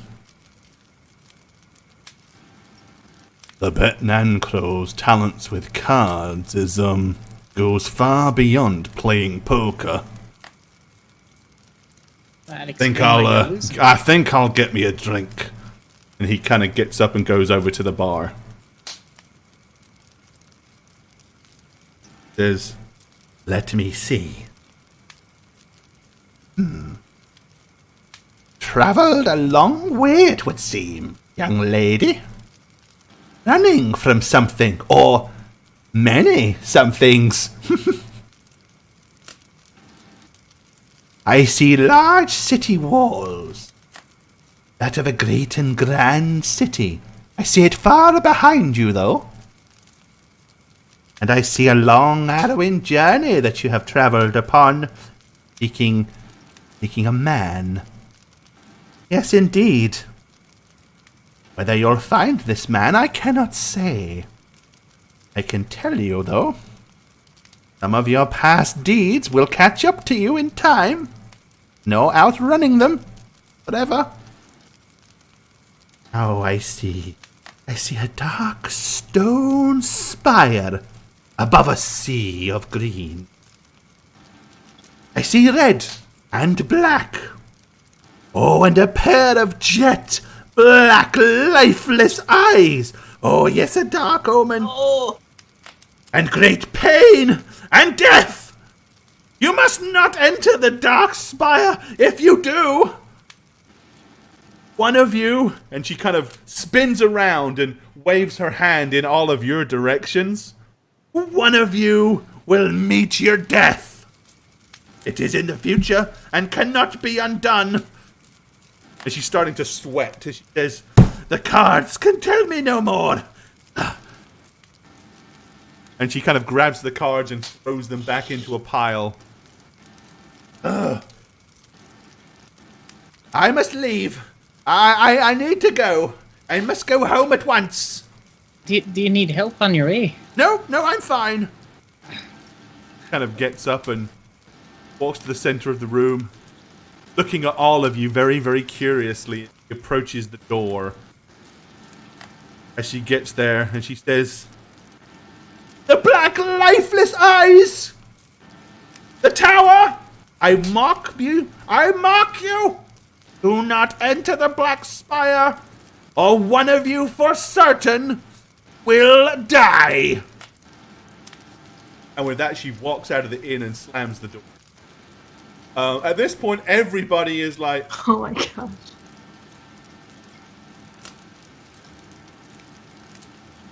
That's the thing. Now that she's gone, can I check under the table really quick to see if she's like having the cards underneath? There's a stack of playing cards under. Okay. But that was the stack that she took off the table and put underneath. Like, she left in such a fluster, didn't even bother to pick those up. Okay. Sorry, it was bothering me. But if you want to take them... Yeah. This news is concerning. Seeing the awkwardness in the room, the bard decides, best play. And he plucks up a more cheery song than he has been playing. Hearing Polgar You'll say all that, I'm excuse me, I have a rack of lamb waiting. I'm going to guard and say, wait, you believed you put any sort of stake in that, albeit rubbish? Yes, it's too bad. In regards to the fate. food, the lamb stew and the rack of lamb is incredible. Yay! The rack of lamb is seasoned perfectly with mint. The lamb stew comes with fine vegetables mixed in with it. And all in all, it is a delightful meal, especially considering the crap that you've been eating for the past 5 or 6 days. Okay. I'm gonna sit back down and give Kyla a look. How did that happen, Kyla? Well, we were playing poker with these, and I'm going to hold up the cards and just kind of put them on the table if we want to continue. Are those dark magics? No. No? No, they are paper cards. Emlyn? What? Okay, guys sneaking up behind me, I'm hiding them. So yeah, basically Please you guys examine. have noticed that the innkeeper himself is now approaching you. He stops about 10 feet from your table and is hovering, as if he's waiting for a sign that it's okay to come close. Like, he doesn't want to break into your conversation. He's being polite, but clearly he wants to. I don't give him any sign that he can approach. Stay there. Okay. Right, if he doesn't get any obvious sign, he kind of just leans up against the wall here. Temporarily. And you see him nervously fiddling with the bottom of his apron. What? I'm going to say to him Does she normally do this to travelers? He comes over. He says, awfully sorry. Please don't be disturbed by Libet. She's a bit fond of the theatrics. I wouldn't put any stock in what she said at all. Reginald P. Stone, proprietor. I mean, it's not what she said was bothersome or potentially wrong. I mean, we are traveling with an elderly companion, and age is not his friend. Just the slightest of breezes. Well, I wouldn't like to suggest that just because this man is not in his youth that he is likely to keel over at any moment. Yeah, age can be quite a powerful ally if used correctly, thank you. Yes, but I do apologise. Let me get you all around on the house. As way of an apology. Thank you, Reginald. What was it? What would you like? Ale? Everyone like a nice ale? Sure. Fine. 5 ales coming up, courtesy of me and the wife. May I inquire what brings you to the town of Bamforth? Budding miners, are we? If so, you can, Joseph Colton is over there, and he points at this gentleman with bald head. He is the foreman. If you're interested in work, he's the man to see, although work's been a bit dry lately. Lady right over there, sitting there behind dashing gentleman. She runs the general store. I'm sure if you need anything, Tegan will be happy to help you out while you're here in town. Yes. Well, there is one thing. We are looking for a friend that we heard might have passed through here several months ago. Okay. Dressed like myself, renowned wizard by the name of Porthenda Winds. Renowned wizards. Don't get many renowned wizards come through here. I'm sure I'd remember if I saw him, but doesn't ring a bell. Perhaps. Of course, I do see many. And if you said a few months ago, the number he may of have been people. dressed down. He may have been with another female. Do you have a physical description of the gentleman? Anything distinguishing that I might remember? In the past few months, as you can imagine, I've met hundreds of hunters or patrons. We give the description, Core. I mean, I don't have it like straight out of my mind what he looked like. Unfortunately, he's not a remarkable looking individual. I mean, if you don't have a dress to kind of really, which of course, why would you have? What about the woman? What does she look like? Another harlot. You know that she is supposedly, some kind of striking woman. I mean, are you going to indicate that she may look similar to Lilith or anything? Is that what you're trying to say? Yeah. Okay. Yeah. A plain man with a striking woman. If I'd seen such a beauty as that, so scantily dressed, I assure you I would remember. I definitely have not seen and he kind of pulls his apron up, the lights of that in my tavern for a long time. Are you here across from the other side of the bar? Reginald, I'm watching you! So I would just be like, perhaps it's someone who has anyone entered town from the west and stayed, but has not been, distinguishable in any form. Could be the past few months that fit the description of dozens of people. Of course, I don't generally pry as to where people and travellers come from or are going. I'm just merely a innkeeper here to serve. And being so close to the mountains, is there pathways across and over the mountains that people would take? Well, not with a guide. Not that I'm aware of. Nothing's safe. This is a simple mining town. We have the woods to the north, the lake, which provides us sustenance aplenty in the ways of fish, and mostly iron ore and coal is the trade of this town. I guess this might be a bit of a stretch, but she spoke of a dark spire.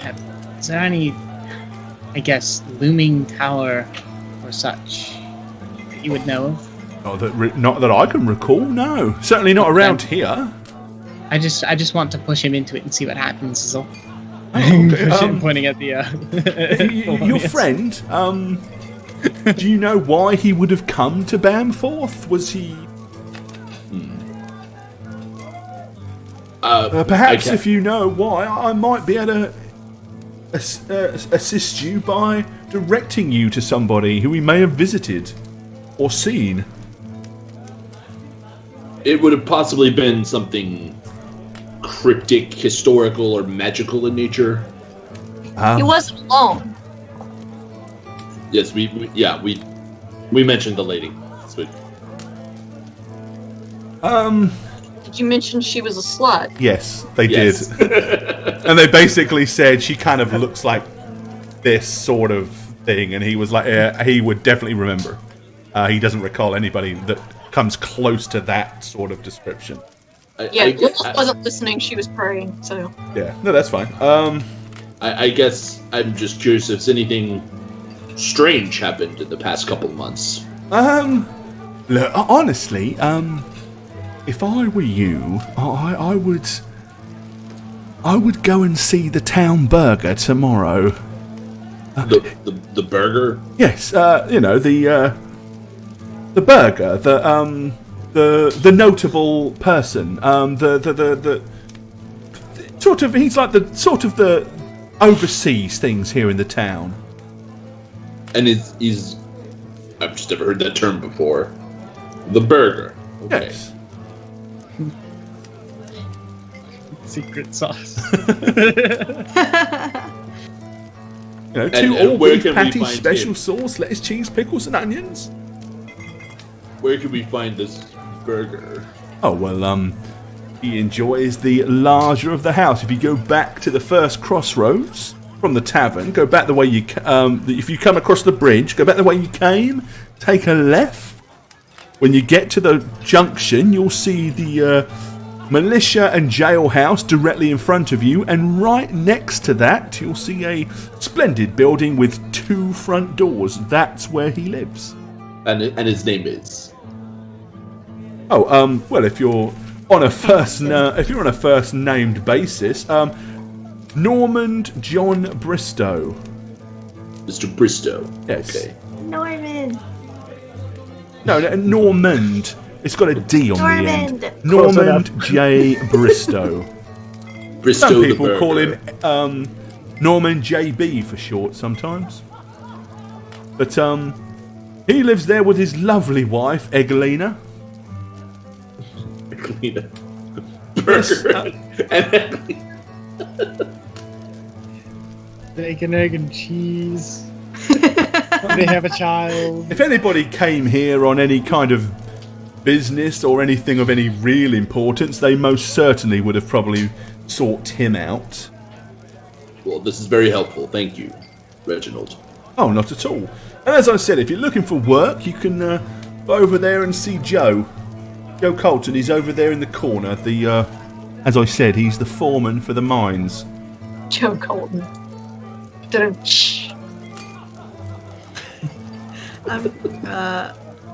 going to turn to Emlyn as a signal for him to leave. Hopefully, it's obvious enough. To more important things, Emlyn, the cards. Right, with that, he politely nods and says, I'll be fetching those drinks. Thank you. You're And muted. as he's turned around and left, I'm gonna see the cards across the table to Emlyn. Oh, so I'm gonna say, Almost. these, what?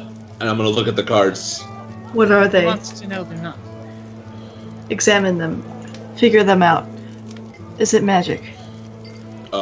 Can we use them? Are they bad? Are they good? Are these the cards that were initially played, or the ones Yeah, they're that the playing did the cards that fortune? they were playing They're poker playing with. cards. Oh, I'm gonna start looking at the cards. I think I wouldn't know that there was a difference in cards. Yeah, they are standard playing cards with 4 suits and, the royal family, the works. Can you tell my future by looking at those? So I'm gonna flick the ace of spades at Tolgar and say, "You're a hamster." Have to chuckle and put him on the table. Okay. I'll probably collect them back up, seeing as nobody wants to play games with me. Nobody ever wants to play games with me. These cards are fine, Tolgar. What of the Stark Tower? The Stark. What did she call it? Spire. Fire. It was just the ramblings of an old woman, clearly. I have seen you pull a rabbit out of nothing. I will not just dismiss this for nothing. But anybody can do it, but I see a tower and a serpent with black eyes and there's death upon... It's not hard, it's very simple.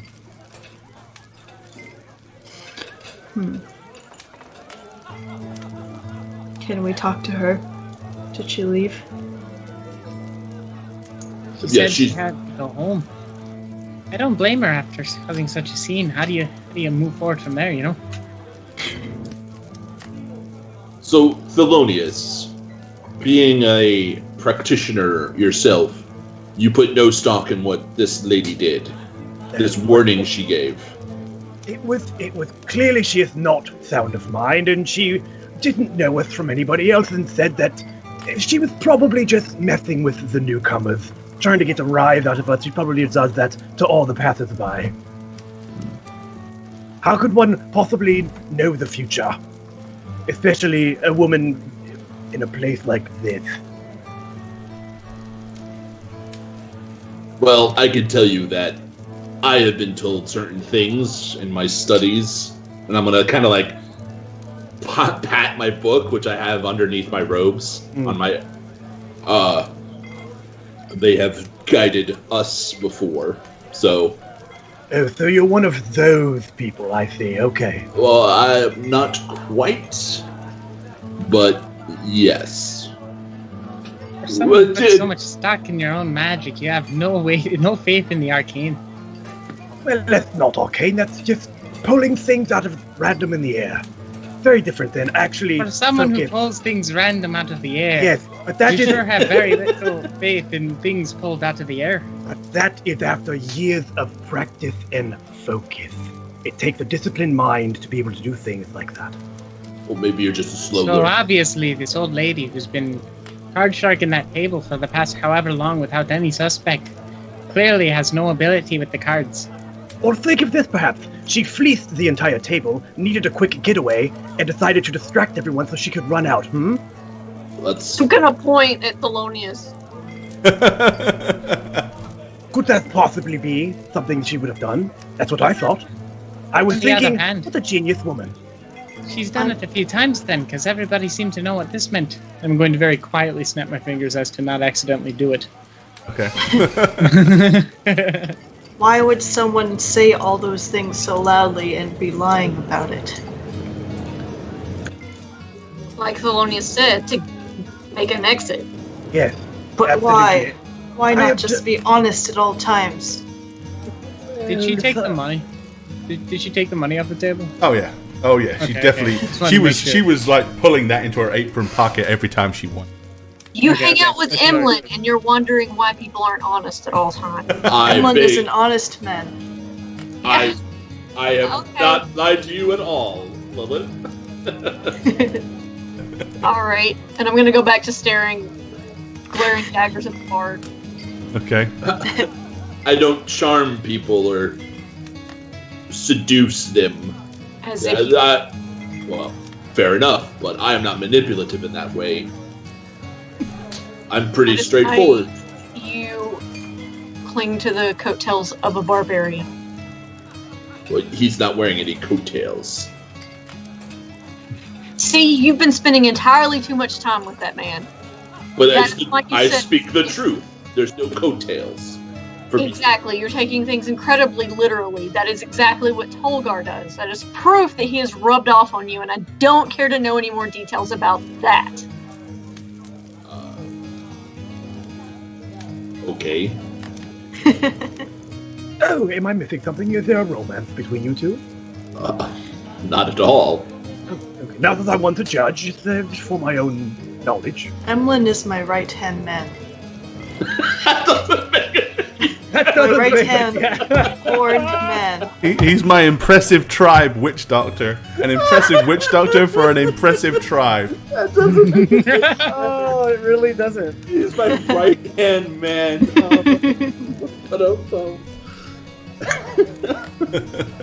What? Nothing. Just a odd, whatever. Given It's context. the truth. I have been with Tolgar for more than 2 years now, since our adventure Lilith. I have only ever been his counsel and friend. Why are we discussing Nothing this? out of it. Have I heard anything? Did you get my BattleNet message? Are you sending it to me? Because I've just noticed I don't have BattleNet open. So, Oh, awesome! so tell me what you said, because apparently I don't know. Okay, Lilith had pushed away her stew and Okay. was communing with Malconthet, or attempting to, about what to do about the bard. And 16-bit Shinobi sub hype. Appreciate it, dude. Welcome. Much love. Thank you for that. Much. Do subscriber hype. Take your pants off and hit the hype. You don't need those. All right. Do you have an actual ability to do that, or are you just? Not an actual ability. She just wants to know if All right. Malconthet was as pissed off as she was. Yeah, you're not really getting anything from that. You know, it's not like, you know, you can't sense, like Malconthet usually will let you know if there's something that she's not happy with. So, It's more a case of she will, she might communicate something to you, but if you're kind of reaching out there, you're not really getting anything from her that indicates that she should, that she's particularly pissed or anything like that right now. Okay, good for the board. Just for the record, for the table, romance is beneath me. I don't get involved with anybody. I don't have time for it. I don't care for it. It has no interest to me. Think of me, Lilith, as your exact opposite, and we will get along just fine. You don't protest too much, but I really don't care. You don't have to give me excuses. I just had an idea.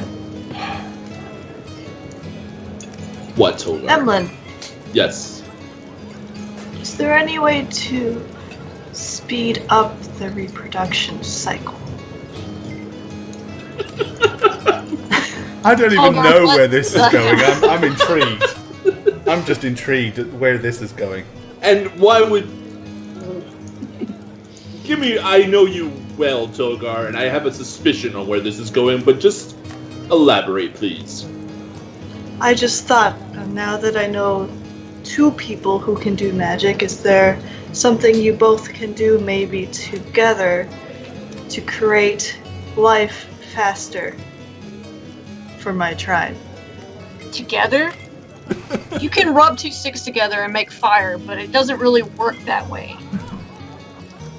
So you can't half the time do some magic, pull a bunny out of... Like a magic baby, perhaps? Rose? I don't know Thelonious' field of study. I could say that I operate in entropy and corruption. So life and me don't really go hand in hand. What about corrupted life? You want... Okay. Do you not know what entropy means? No. I thought it was some kind of prize. No, it's literally anti-life. I see. You get an entropy.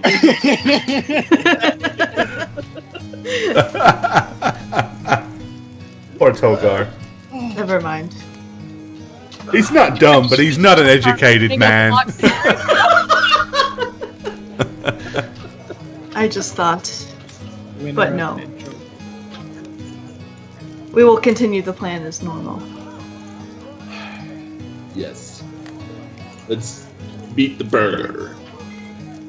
Alright, I mean, it's mid... About the fish. It's kind of mid-evening about now. Do you want to go now, or do you want to, wait till tomorrow? Let's get some rooms and relax for the evening. Okay. Doesn't change my question. Are we going to ask about the fish? The fish? Yes. Yeah, the fish.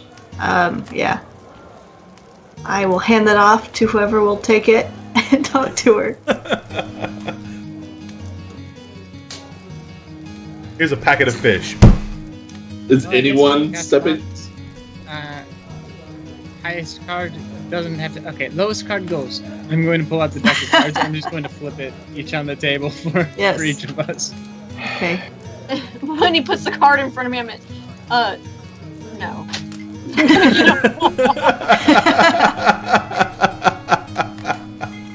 Just go up and ask for a room. Okay. Yeah, I'm still gonna roll. Alright.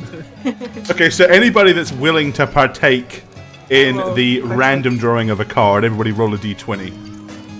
Lowest roll gets stuck with the job then. Oh no.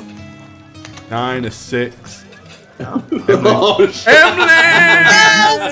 I think, Emlyn draws the 2 of spades. I'm gonna stand up and say, "Give me the fish."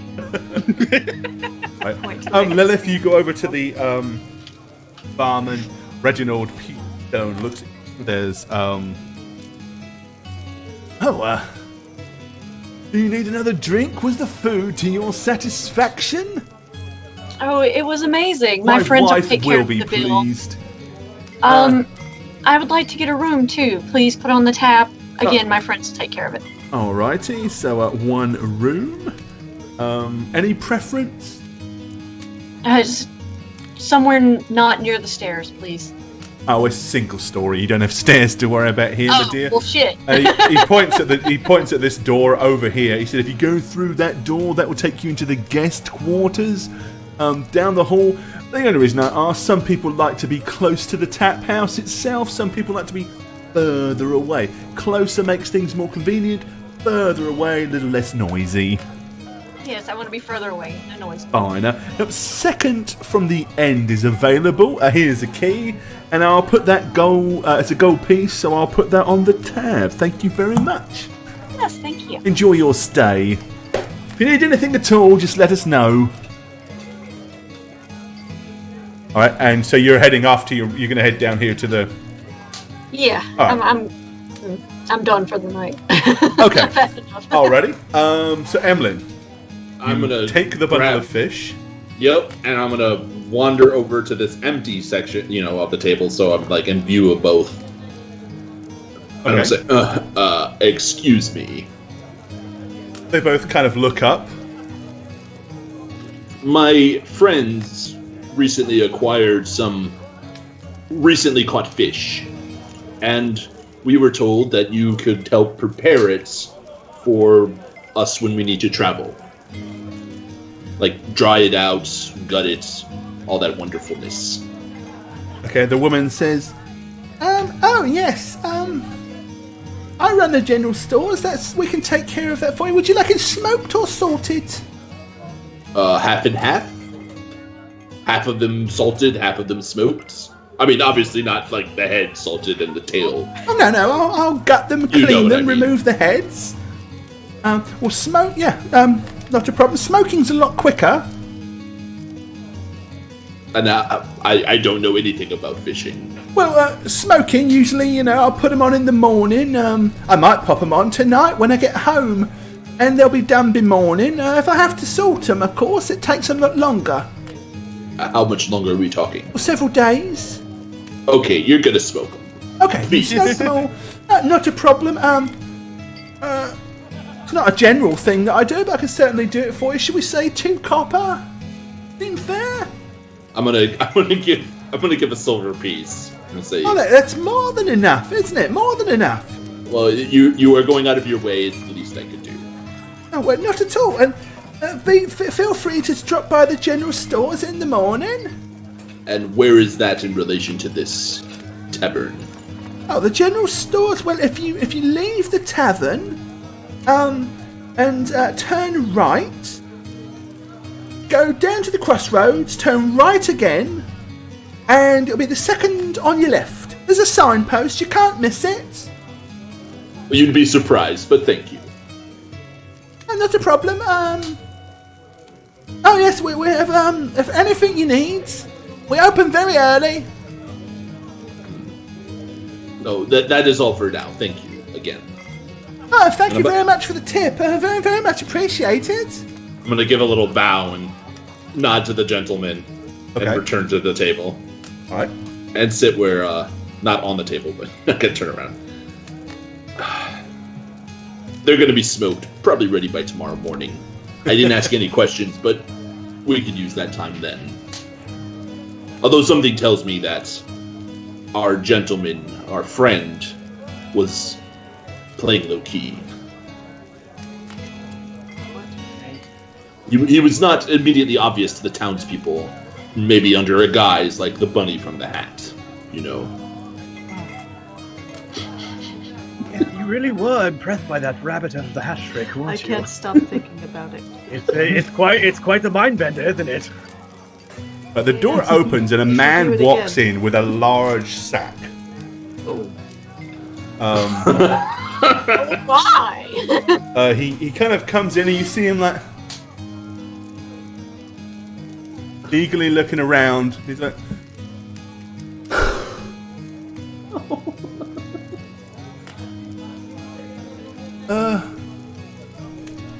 you can stroll over to the bar and sit down.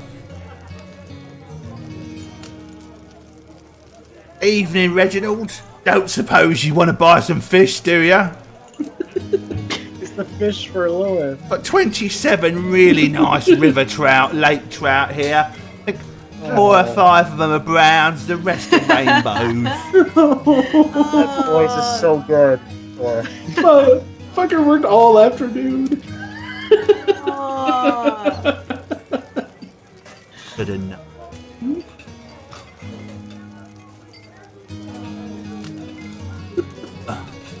What a good catch there.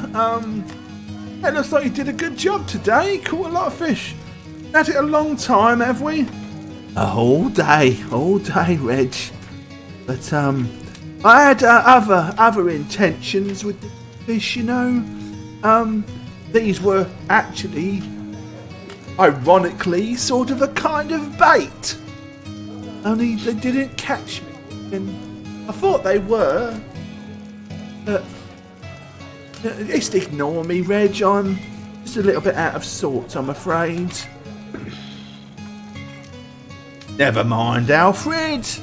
Chin up. Here, have an ale. Oh, thanks, Reg. I mean, I'll give you a good price on the fish if you want them. Or look, Alfred, here, I'll give you a couple of silver. How's that? Oh, it's more than fair, Reg. Thanks very much. You see him plop a big sack full of beautiful Dang it, brown even and ours. rainbow trout on the table. And he sits there solemnly nursing his pint Breaking of my ale. heart. My God. Hey, she's a heartbreaker. What can you say? I've had a thought again. Not related to production.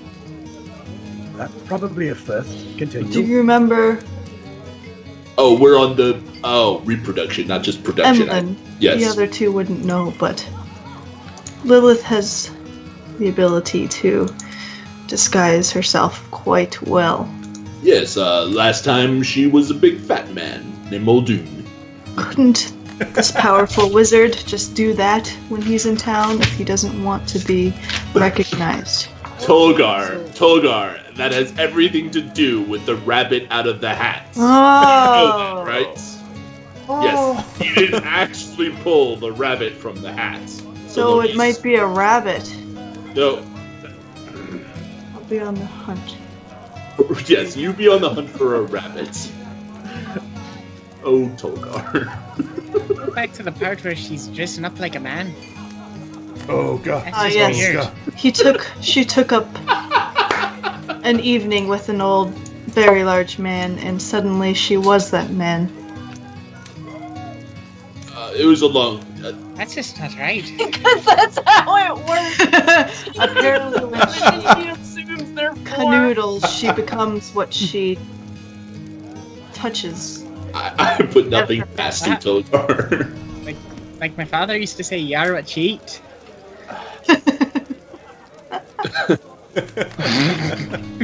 Jesus, Satch. But I think you're correct. Our friend DeWind came to town with his woman apprentice or whatever, and was not who they looked. They appeared differently. Hence why no one seems to know the name.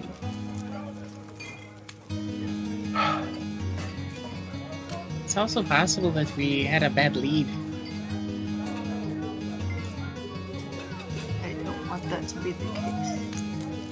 I'm pretty sure we're on the right path.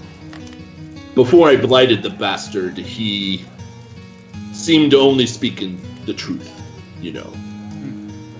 Did you force him?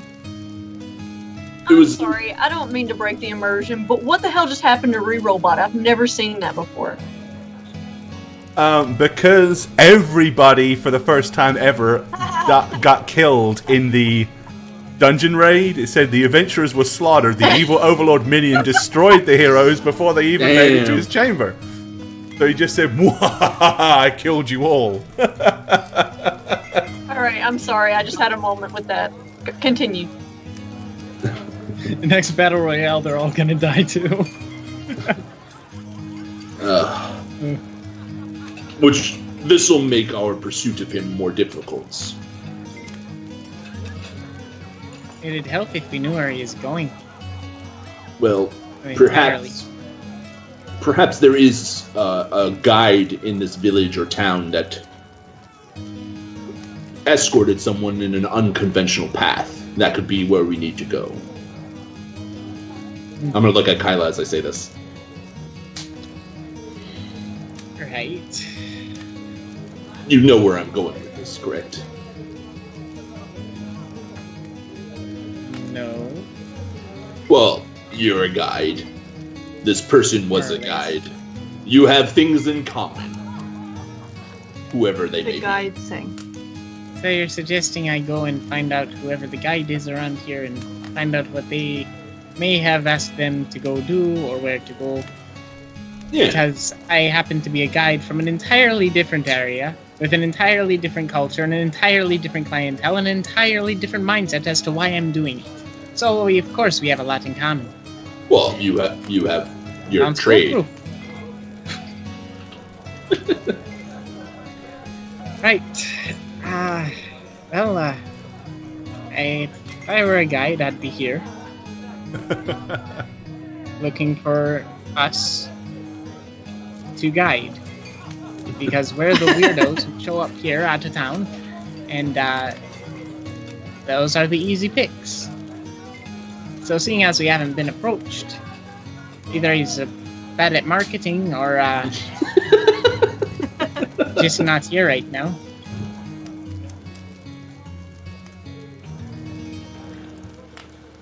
This is good. I like this. See, I wouldn't have thought of that. Yeah, and you definitely haven't been approached by anybody offering you their guiding services. There's that guy up there who's just been looking at us the whole time. Oh, he's dead. He just died. He had a con and he died in his chair. No. As soon as you say that, he's like spins around and ignoring himself. Subconsciously turns.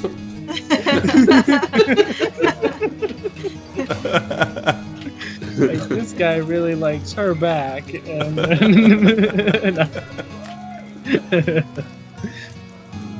All right, what do you guys want to do? If you're not planning on going and finding the burger this evening, Yeah, I'm just gonna get a room and retire for the evening. okay. Look at my book. Everyone want a room? Yeah. Or... All right. keeping her tab. Yeah, the innkeeper politely sets you all up with a room, and The Emlyn just sleeps on the foot of Dolgar's bed. curled up like a little puppy dog.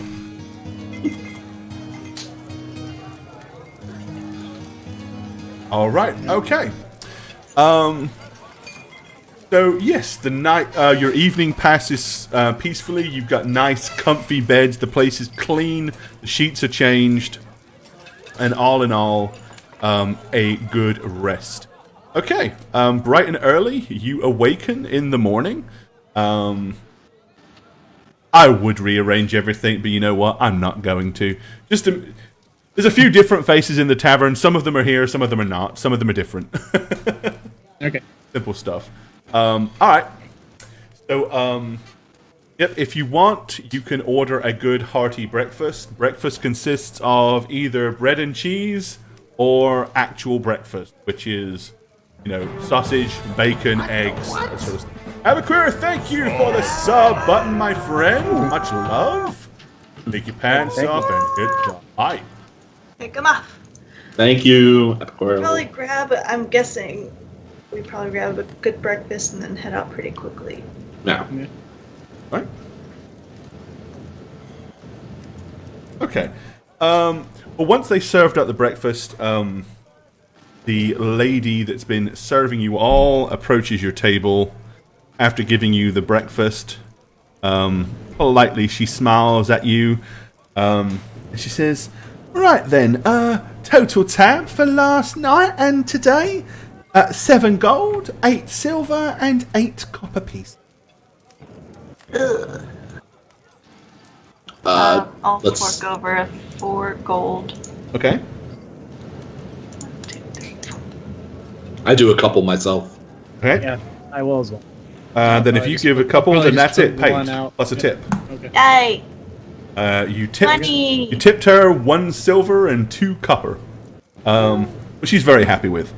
Right. Will you all be staying long here in Bamforth? Hopefully not. Should I? No. Do you want me to hold your rooms for you for tomorrow night?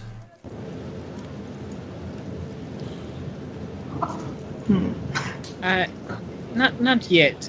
Maybe later. We'll be back. Oh, fair enough. Fair enough. Yeah. Well, if you get peckish, we'll have a nice lunch available.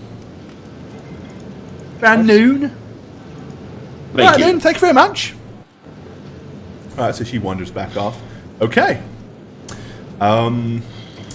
Alright, so outside in the streets once again of Bamforth.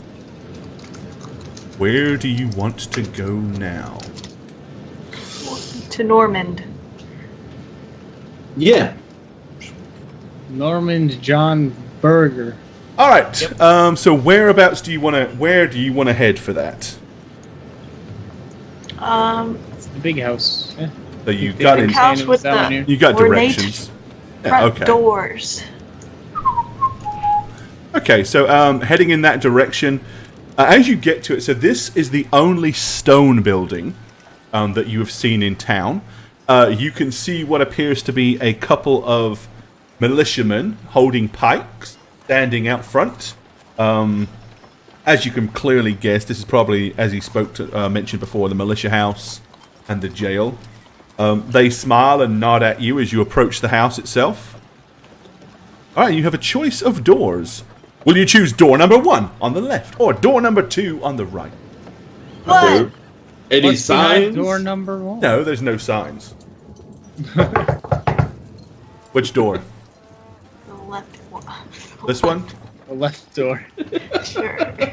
Alright, okay. The house is larger than most, but it's not really architecturally any better.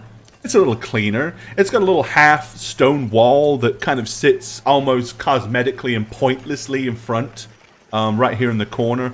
But of course it is butted right up to the lake. It probably has a nice view. Okay. The door is opened, and But before I let you guys in, okay.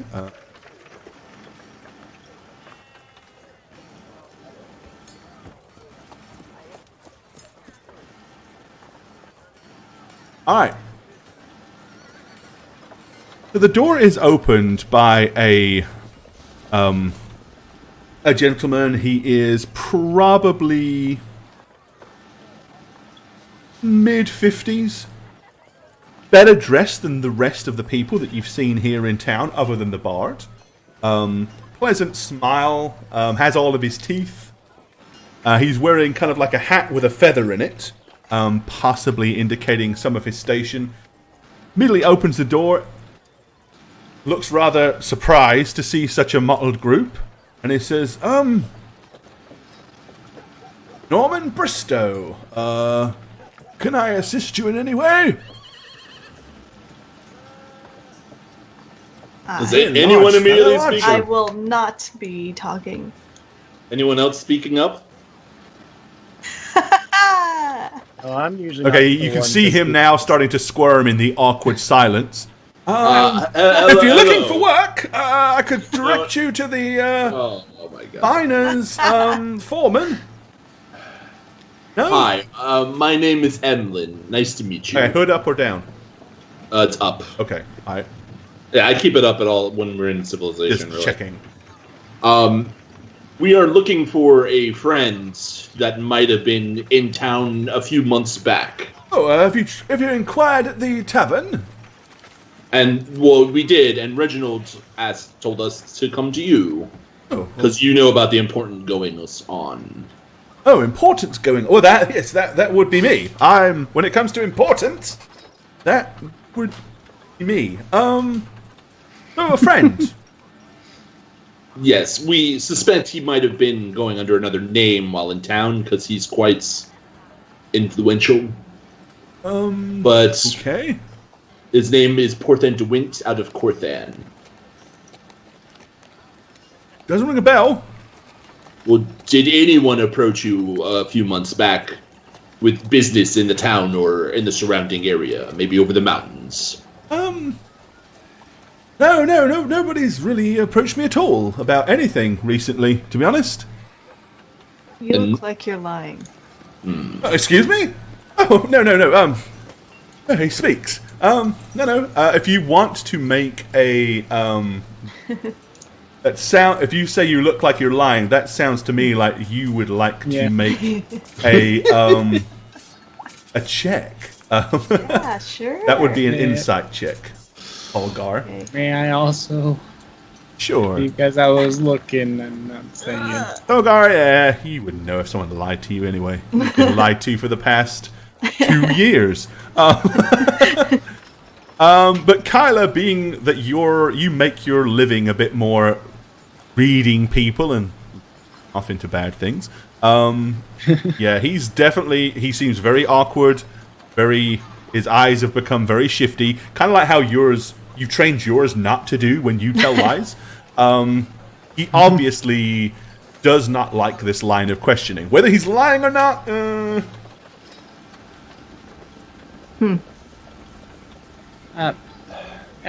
Sir, it happens to be of an utmost importance. You see, we've recently heard some danger headed his way, and we need to get out there to make sure it doesn't befall him. But you said this was a friend of yours, right? Yes. Yes. I'm awfully sorry, but what was that, darling? Oh, yes, I'll be right there. Right. You realize his life is in danger, yes? Whose life? Mr. DeWint, I suppose. I don't know who that is, but... Okay. But if he's a friend, he's a friend of yours, I'll be sure to let him know that you're looking for him. He's staying at the tavern. I can have anybody sent to the tavern if that's where you're staying. I'm gonna put my hand on the door so he can't close it. Okay. Excuse me. You're being awkward. We would like the truth. I'm telling you the truth. I hand on heart, I've never heard the name Porthan DeWint in my life. Well, other than a minute ago. Okay, so... I don't know this person that your friend. Okay, I'm gonna kind of look at Kyla because she's being kind of forceful and she hasn't really done that much yet. You don't happen to be in a state of duress, sir? State of duress? No, everything's fine. If it's an emergency, hold on your ear like this. No, everything's fine. But right. If this friend of yours comes back, then I'll be sure to let you know. Okay, I'm gonna step up and use charming voice. Okay. And use a charm person. All right. Go ahead and pop it in for chat. Seduce, you seductress, you!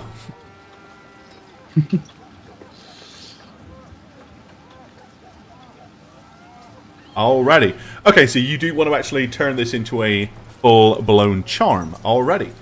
So you go ahead and make your persuasion check. You get a +2 on that. So go ahead and tell me how you're going to go about trying to charm this Jin. What are you saying? What are you doing?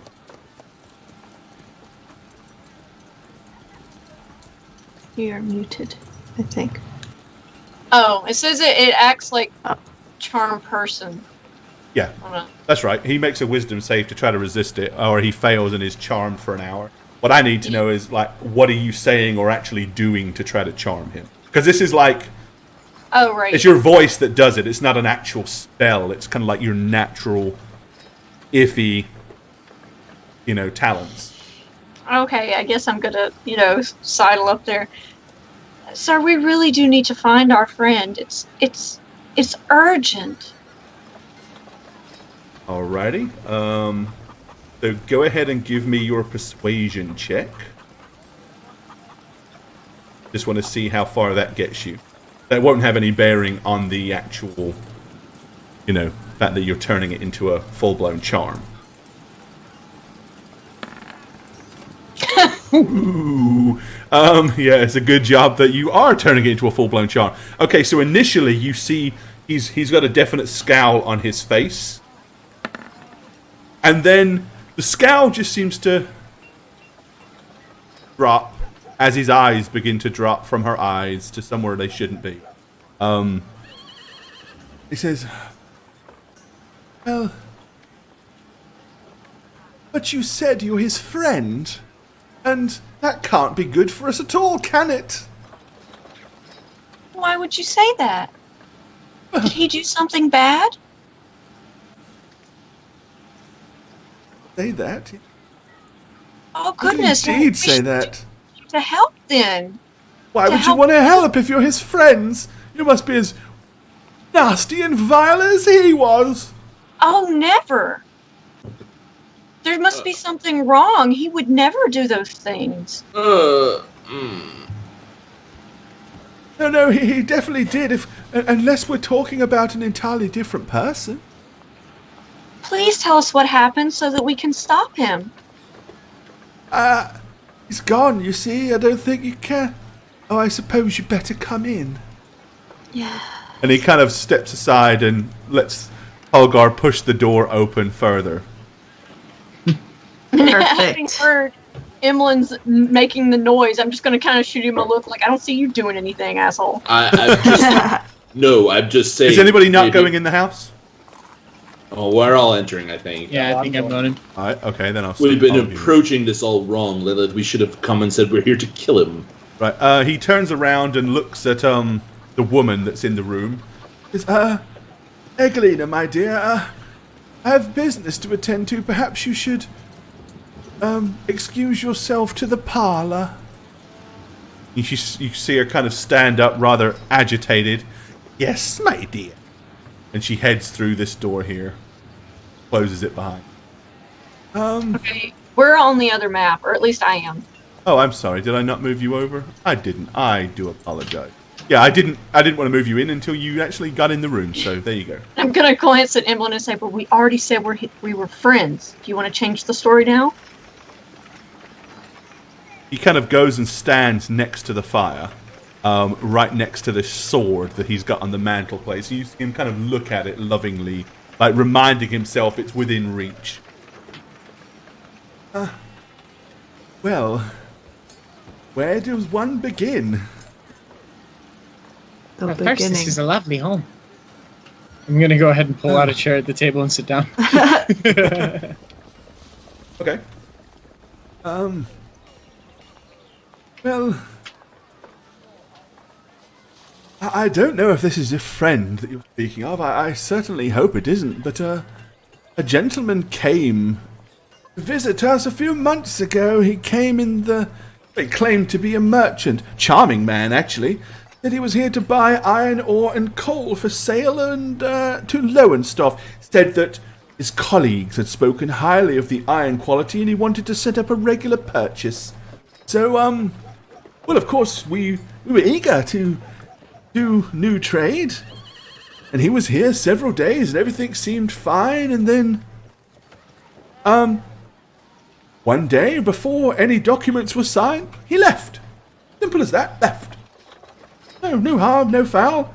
But then, the very next day, we had a problem over at the mine, you see. The mine is very important to this town. Well, there was a cave-in. A partial cave-in, not a complete cave-in. And 3 miners were killed. And, well, now, of course, it's been deemed that the mine is unsafe. So none of the miners will go back down there, and the foreman's closed it. What does this have to do with Mr. DeWitt? Well, possibly or probably nothing, other than the fact that he kept asking questions about the mine. Of course, which we thought was completely ordinary, seeing as he was asking about iron ore and coal. But he kept asking strange questions like, have we ever found anything different, anything of value? Well, we have. Don't tell anybody, but periodically, rubies can be found in the mine. We didn't tell him that.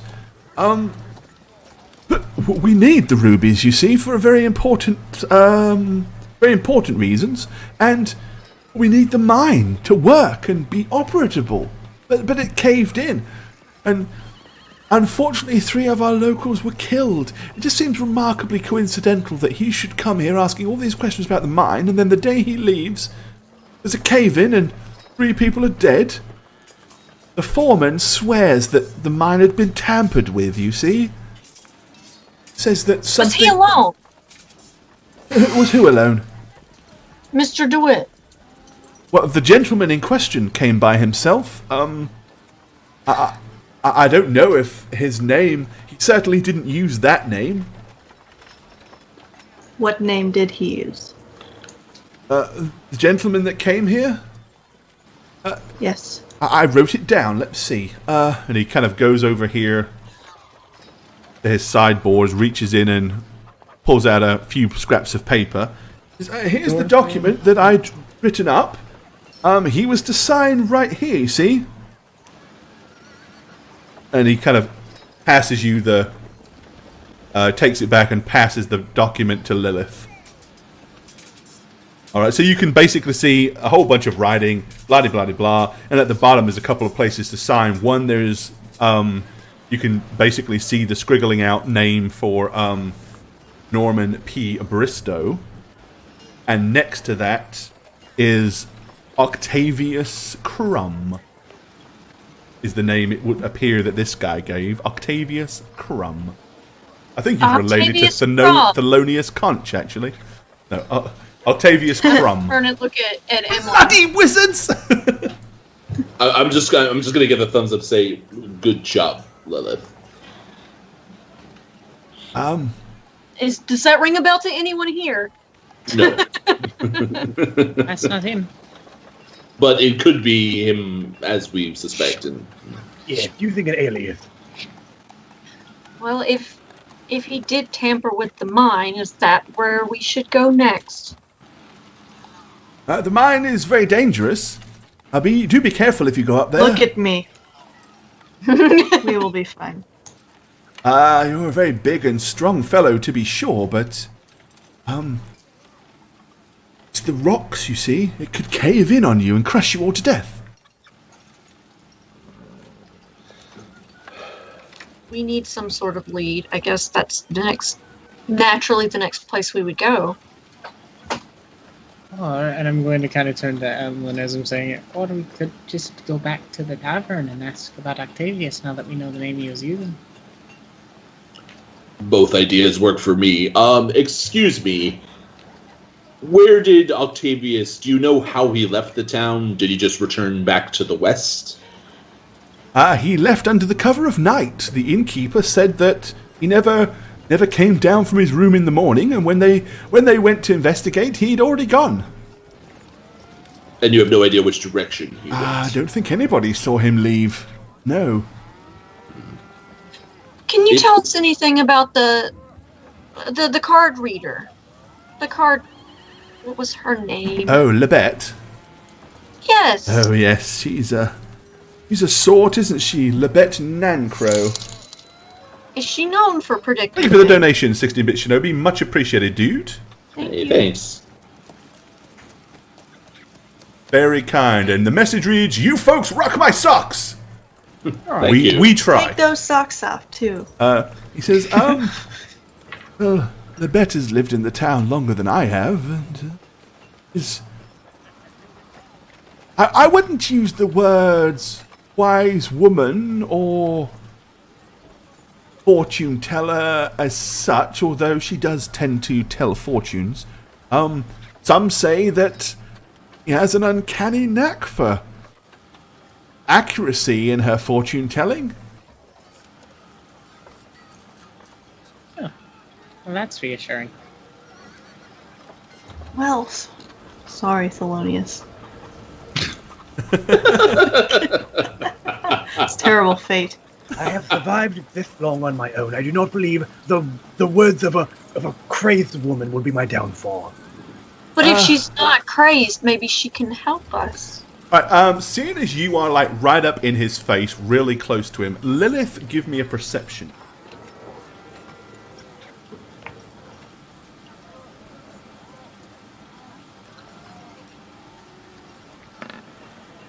Okay, you notice that he keeps like pulling his sleeve down. And underneath, like, it appears he's trying to cover some kind of what looks like a brown rash. You also notice it's kind of like on his side of his neck here as well. But again, he's wearing a high collar to try to hide it, and he does keep pulling at his sleeves as you're talking to him to kind of keep him pulled down over it. Are you all right? I'm not. I'm quite unwell. Might we see? We might could offer some help.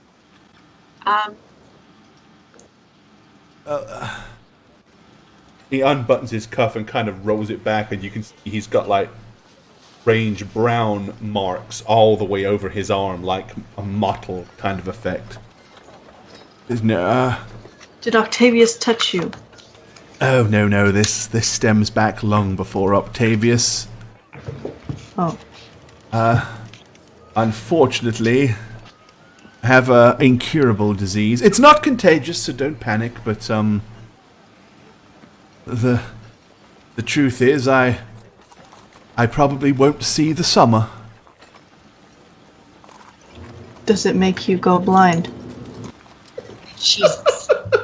That wasn't one of the things that was discussed to me. No, just that slowly but surely my skin would change and go dark brown. I'd begin to lose weight, and apparently the joyous thing to look forward to is choking to death as my lungs slowly fill with fluid.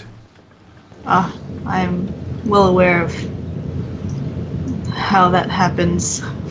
Are you, Tolgar?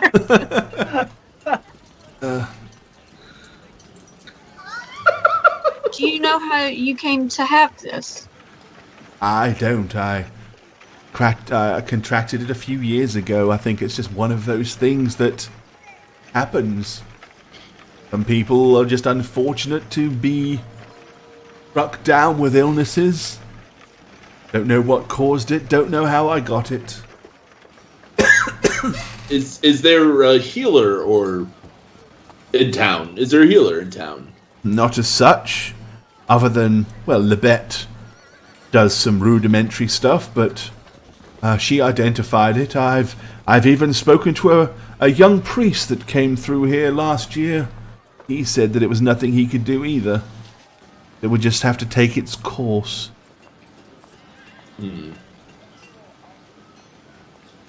So, if he tried medically, maybe could I see if it's something magical that's affecting him? You could? What do you want to do? Probably detect magic. Just would that be like if he was cursed or had something like magically? Would that be, depends. Or would it be more of an arcana?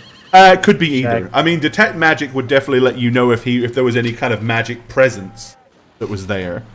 Okay, yeah. I'll see. Before you cast the spell, go ahead and roll your knowledge arcana. Okay. Whoops, not that one. There we go. Roll high. I mean, yeah, you know of several different magical diseases, none that necessarily stand out as this being the symptoms. Okay. But if you still want to make a detect magic, I mean, if I couldn't think of anything. Even if I could detect it, I probably would realize I wouldn't know what it is. So Okay, all right. I don't care that much. So, do you think that this charlatan and person that came here is the same person you're looking for? Is he possibly your friend? I would say it's quite impossible that he's our friend. So it's not the same person then. If that's the case, then I've got nothing to offer you, I'm afraid. I don't know any way to help you. It might be him. Who's Well- to say? Yes. Where is the mine, actually? North of town. Pretty obvious obvious path and everything. If you head out of the north, and yes, you'll follow it towards the tree line. You'll see a lot of trees cut down, and you can follow the road right to the mine shaft entrance.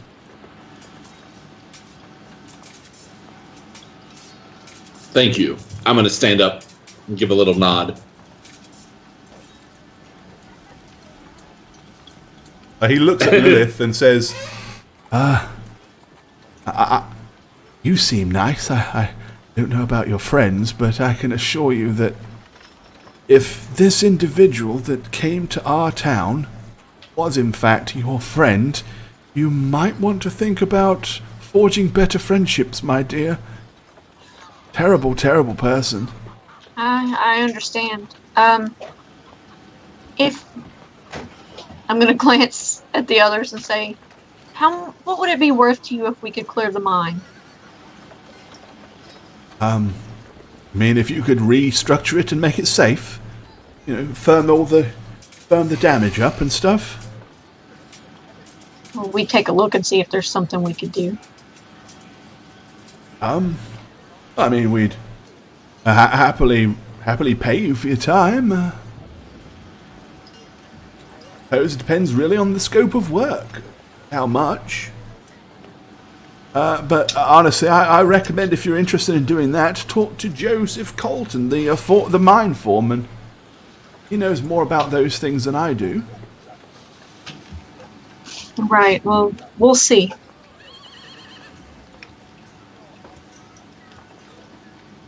I'm going to give a nod, head towards the door. Okay. Post nod, headed towards door. Right, he follows you over to kind of close the door behind you. All right, okay. So after that, you all end up back outside his establishment here in Bamforth. Okay, he closes the door and shuts it behind you. Awesome. Cool.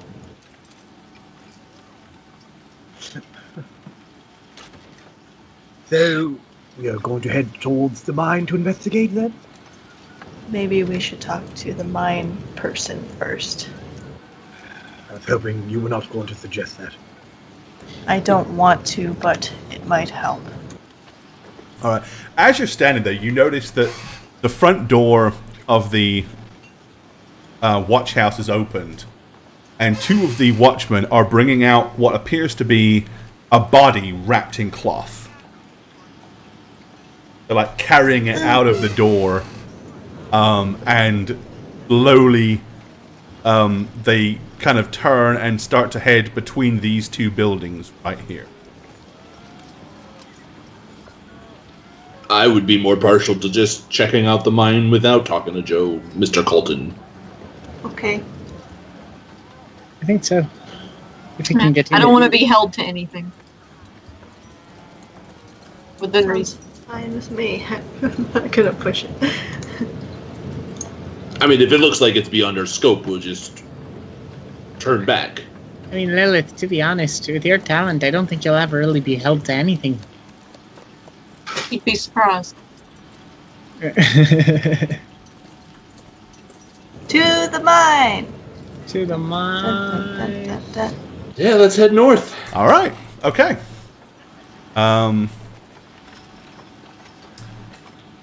So, do you have a preference of which two of the northern roads you want to go, or just head out of town? probably the one closer to the mountains, because would the mines be closer to the mountains? Okay. Alrighty. Smart. Okie doke. So you head towards the mines. Alright. It's probably about half a mile along the road.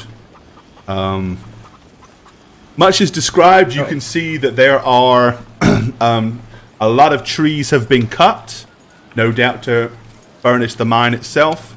There's a small shack up here, and you can see the mine shaft entrance up here on the right. Rosina, thank you for the cheer. Much love. Thank you for that. Thanks, guys. Hey, Greyhawk channel. Appreciate it. Thanks, Greyhawk. Awesome. Okay. Okay. Approach. We approach. Alright, as you approach, you can see over here to the left what appears to be 3 fairly recently dug graves. They're just kind of off out there against the tree line between all the trees that have been cut down. Oh. Probably With where this- they buried the ones from the mine left. That is What's up, Greyhawk? How you doing, buddy? morbid. Still trap. I do not wish to approach that area. What, are you afraid of the undead, Tolga? I'm just afraid I might try to reorganize the bodies in order of height. Excuse me? Moving on. Thelonious, think nothing of Togar's strange proclivities. Right? It's just a strange thing he tends to do with. Everything needs to be corpses. in order. Even even the bodies of the deceased. Yes. Especially the Especially bodies. the bodies. You weren't here for the last ones. No, luckily, thankfully, I was not. Basically, Thelonious, the last time we dealt with masked corpses, they were strangled by Tolgar, dismembered by Tolgar, and flushed down a toilet, which, unbeknownst to us in the noble quarter, went into an alleyway, and could have been found by anyone passing by on the streets. It was quite a, It was- how you say, fiasco. It was an experience. Yes, how you say fiasco indeed. Oh, Come on, Thelonious, keep up. I know Yes, you're like- I'm. Who was this? No, I'm just taken aback by that story. Thank you. Right, yeah, there is a gentleman standing Keep up. Who's with a this? pipe in his hand right outside the shack. You've seen him before. He was in the tavern, and it clearly you recognize him. It was the Joseph Colton, the mine foreman. Talk to him anyway. Yeah, oh, sorry, go ahead. No. As No, you go. kind of approach, he steps out into the middle of the road. Afternoon. Hi. Yes, it is. Actually, Name figure and of pass. speech. Is it? Make more Well, sense what do you to want? Say the correct time. What are you up here for? To Mine's investigate. closed. No work available right now. Sorry. So we've heard. Burger sent us. Did he? What Yes. for? To check You know out what I the mean? mine. See if we can help. But you can't help, not unless you're construction. I am construction. But you're certainly big enough. You'd be surprised at what we can do. Take my advice. It ain't gonna pay enough to be worth your bother. Don't want to go in there. No reason to. Do you want the mine cleared or not? Do we I want don't it suppose cleared? that's quite right. Yes, absolutely. Of course I do. Then don't worry about how much we would get paid. Fair enough. Go on then. Really? Well, we heard there was perhaps a bit of you Foul possibly believe that there was a bit of foul play afoot, yes? Is that what he told you, is it? Is that not true? I didn't say that. Well, is it true? What do you say? What do you know exactly? Look, Bamforth is a mining town. We take our mines seriously. I do weekly inspections of all the timbers. They're all solid. They were all solid. Ain't no way. My mine collapsed. No way at all. So you think it had something to do with the timbers, then? I think it had something to do with some kind of sabotage. Anyway, entirely too dangerous to walk down there, could cave in at any minute. And then if you go down there and cave it in, we'll be in much worse state than we are. So unless you literally are mining experts and know what you're doing, don't go down there, or you'll ruin this town. Well, Thelonious here, as you can see, is a learned individual. He's quite experienced in mine shaft construction. If anyone here is an expert about holes and shafts, it's me. Please move. As well as Lilith here. We are a ragtag group of experts in our... If you want to go down there, I can't stop you, obviously. Besides of that. I'm Do you just have any trying advice? Yes, don't go down there. Are you not listening? If we did go down, any advice? None whatsoever. But I will fetch the militia, and we will arrest you when you come out. If you cave it in. Because I'm telling you, it's dangerous. If you do cause a cave-in, we might never be able to open this mine again. So you're saying... Wait. So you're saying that the mine that's already closed for business could get caved in further, and we'd be arrested for keeping it closed more? No, what I'm saying is, right now, a partial cave-in down there. You can get round it, but obviously it shows that the mine is in danger of collapse. If it completely collapses, we're looking at months of work to get it reopened. Well, we have no intention of collapsing it further. That would be absurd. And if you're experts, as you say you are, then you'll fix the problem and that won't happen. If you're not, seeing as we have sent for some people to come and assist, that they won't be here for another week or two. I have to say, we wouldn't be arrested because we'd probably be dead. Well, and you may well be. If you're on the wrong side of it, understand there ain't no way we can get you out if that whole thing collapses. So yeah, you'll suffocate to death and die. Just so we are aware, are there any more exits besides this one? No, none.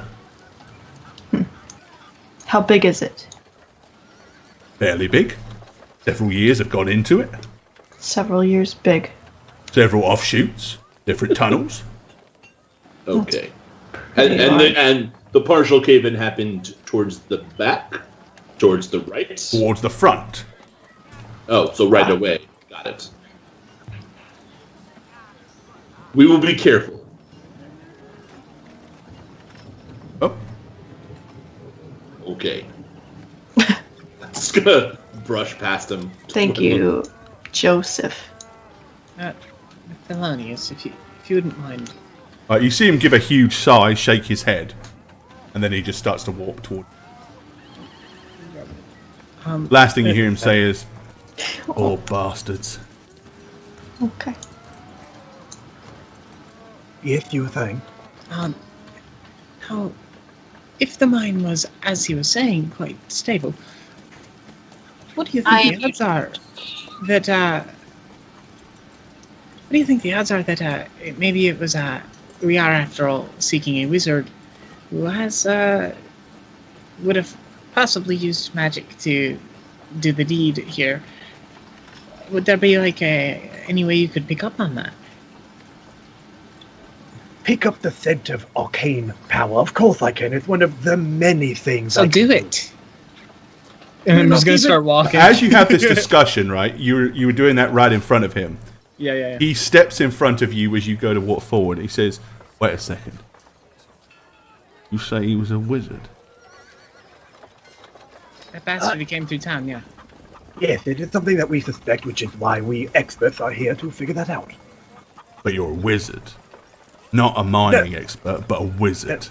I am an expert on mining, and we're going to see if wizardry has been used to collapse the mine. You see, it all works around it. So in a way, I am, in fact, indeed, a mining expert. But he grabs hold of your robe and tries to pull you to the side, behind the side of the building here. He's not going to pull so hard that you won't be able to resist him. So if you're either going to go willingly or choose not to go, that's your choice. No, I'll go with him. All right. As that's happening, I'm going to turn to Emlyn and Tolgar. What are they doing? I don't know. He looks at you and he says, I've got my bow like at the ready just in case. Have you spent much time in town? We just arrived later last night, so not too much, no. Don't find anything funny, anything suspicious going? Haven't sensed anything? Except for... Well, there was a man who was sick, and then there was a man who... No. Yeah, Bristow, he's ill. We all know he's ill. In the sense of that, it seems... Like, in what way do you mean? Well, don't you find it a bit weird that we've got a graveyard, and yet the 3 miners are buried over there? Doesn't that strike you a bit strange? Look around a bit and kind of realize that this isn't a full graveyard. All of the family and kin of everybody in Bamforth are buried back there in that graveyard, a generation and a half. Yet those 3 miners are over there in the ground, by the woods, on their own, away from everything. Yes. Listen. Quite interesting indeed. Are you a powerful wizard? One of the most powerful you will ever come into contact with, you.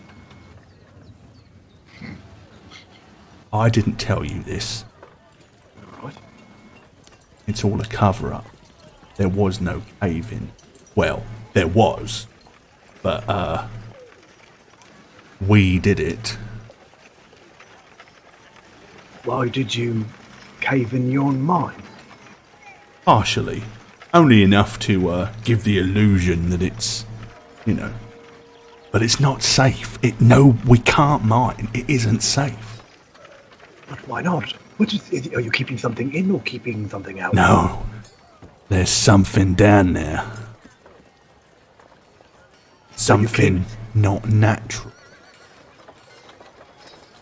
This fancy individual came here asking questions about the mine a few months ago.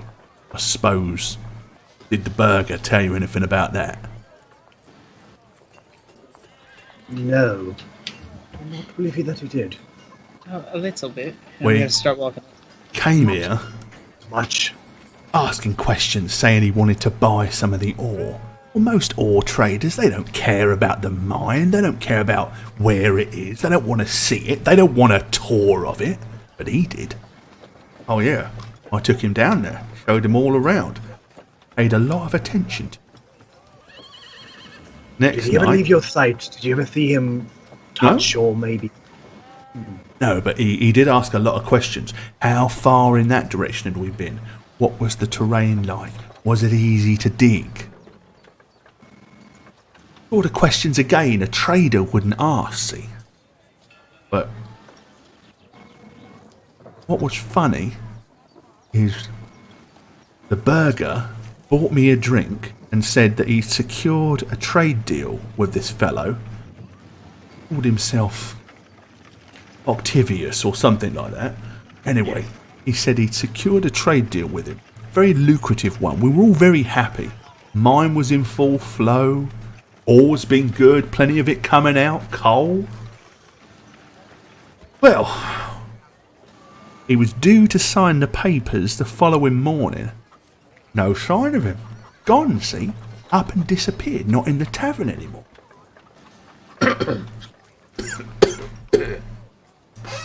But that next day, there was screaming. Half the miners come running out. Said they heard some noise, a rumbling sound. Thought it might be a potential cave-in. And we went with the story. But I'm telling you, those 3 bodies that we found, they weren't killed by no cave-in. Something got them. Something unnatural, something nasty. Libet said that they shouldn't be buried with everybody else. Said it was inherently evil what happened to them. And that we should bury them farther away from town. Risk of possibly cursing the town or causing some kind of unpleasant curse to fall upon the mine or everybody. So they buried them right here. Families were all upset, but what can you do? So there are in fact 3 bodies in those graves. There's 3 bodies. What's left of them? Did you see the bodies before they were buried? Not close up. I mean, we found the bodies down there. Out of, to provide dignity, we covered the corpses over with a sheet, carried them out. Is there anything you could, even your far vantage point, that looked unnatural? Something you could maybe tell me about the bodies themselves? As I said, I didn't really see them up close. But I know they didn't die from no cave-in. I've been foreman here for 27 years. Never had an accident. Well, nothing serious. Other than a, drunk miner whacking his own shin or, catching his hand or something like that. Silly stuff. Things that happen when you mine. Nobody died. Yeah. Especially not 3 all at once. Right, well, thank you for the pertinent information. I will relay this to the rest of my team. Well, I'm telling you, don't let them go down there. But don't you want to...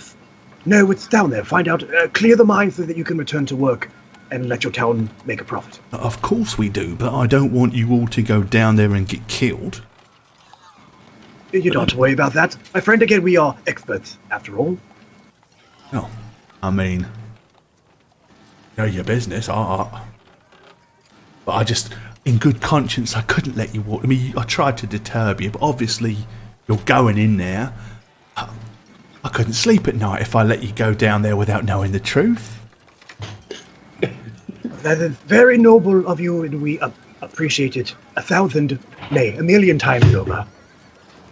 We will take our caution as we go into the cave and look for the signs of this unnatural, nasty monster which you have described to us. Thank you. There's one more thing. If you find any rubies, it's important that you bring them out and give them to me. Why is that? Just very important. We need the rubies. We need the rubies right now more than we need the mine being open in general. Well, yeah, that they are quite a precious stone, but is there a further reason why? We go down there and take care of whatever it is that made you close up the mine. And when we get up here, you tell me what this business is about the rubies. Yeah, fair enough, I suppose. Look, right. Good luck. I'm just going to go ahead.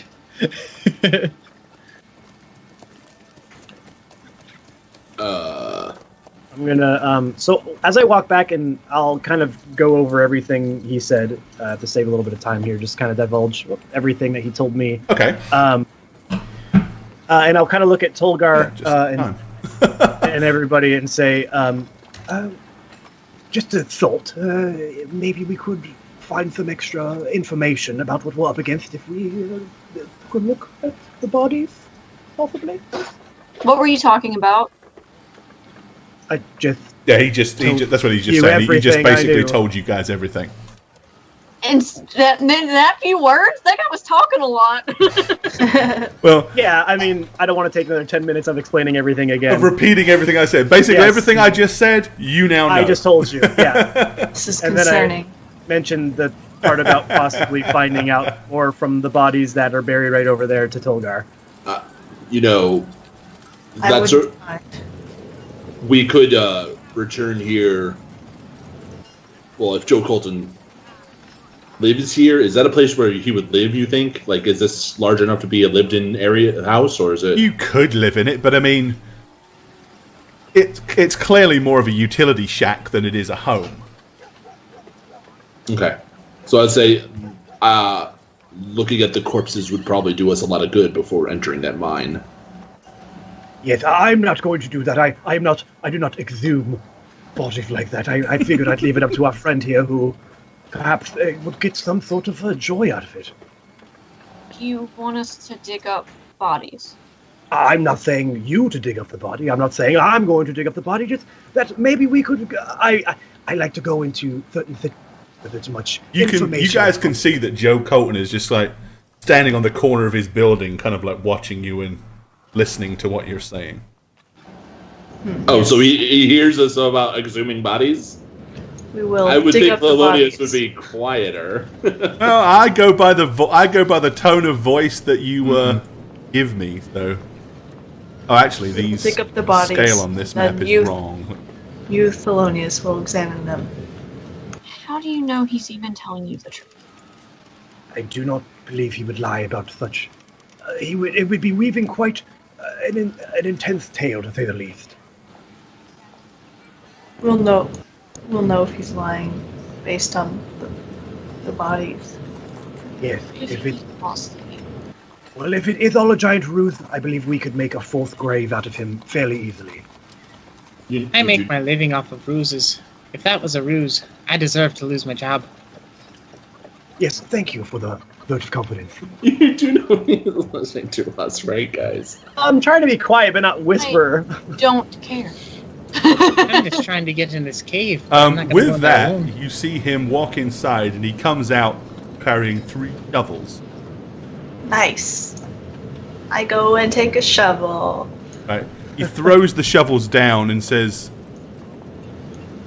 "Doesn't look like you've got exactly digging equipment."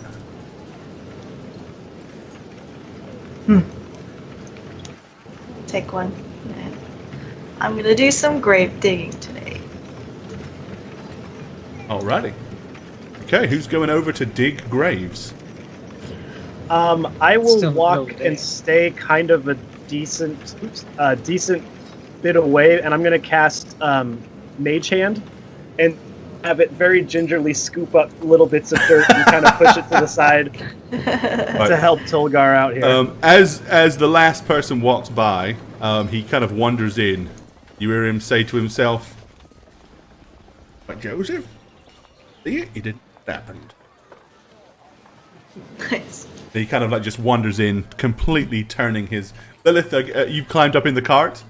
Yeah, I'm sitting on the car. There's no way I'm going over there with him digging up these nasty bodies. Okay, yeah, disgusting, nasty things. Alright, okay. Do you guys want to dig this corpse up? Yeah. Alright, well, they're not particularly deep. They're only about 3 foot down. So it's not even like a proper grave, really. It was almost like whoever buried these kind of like dug a shallow grave, chucked them in, piled the dirt on, said, "No, that's it, we're good," and got out of there. Alright, so you find a body, fairly large male, probably about 5'10", 5'11", wrapped in a white sheet and just kind of tied around with cord. Not even a coffin. Okay. I open that up. Yeah, I just start opening it. Okay. So you remove it. The stench kind of hits you. as soon as you start to disturb the cloth. It is pungently disgusting. He wasn't embalmed in any way. Nothing was done like that. You're dealing with quite a wet, squishy, and unpleasant corpse, being that it is a couple of months dead. Yeah.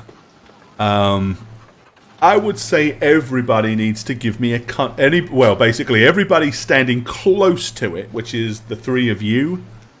Kyla, Tolgar, and Emlyn need to give me a constitution check on that.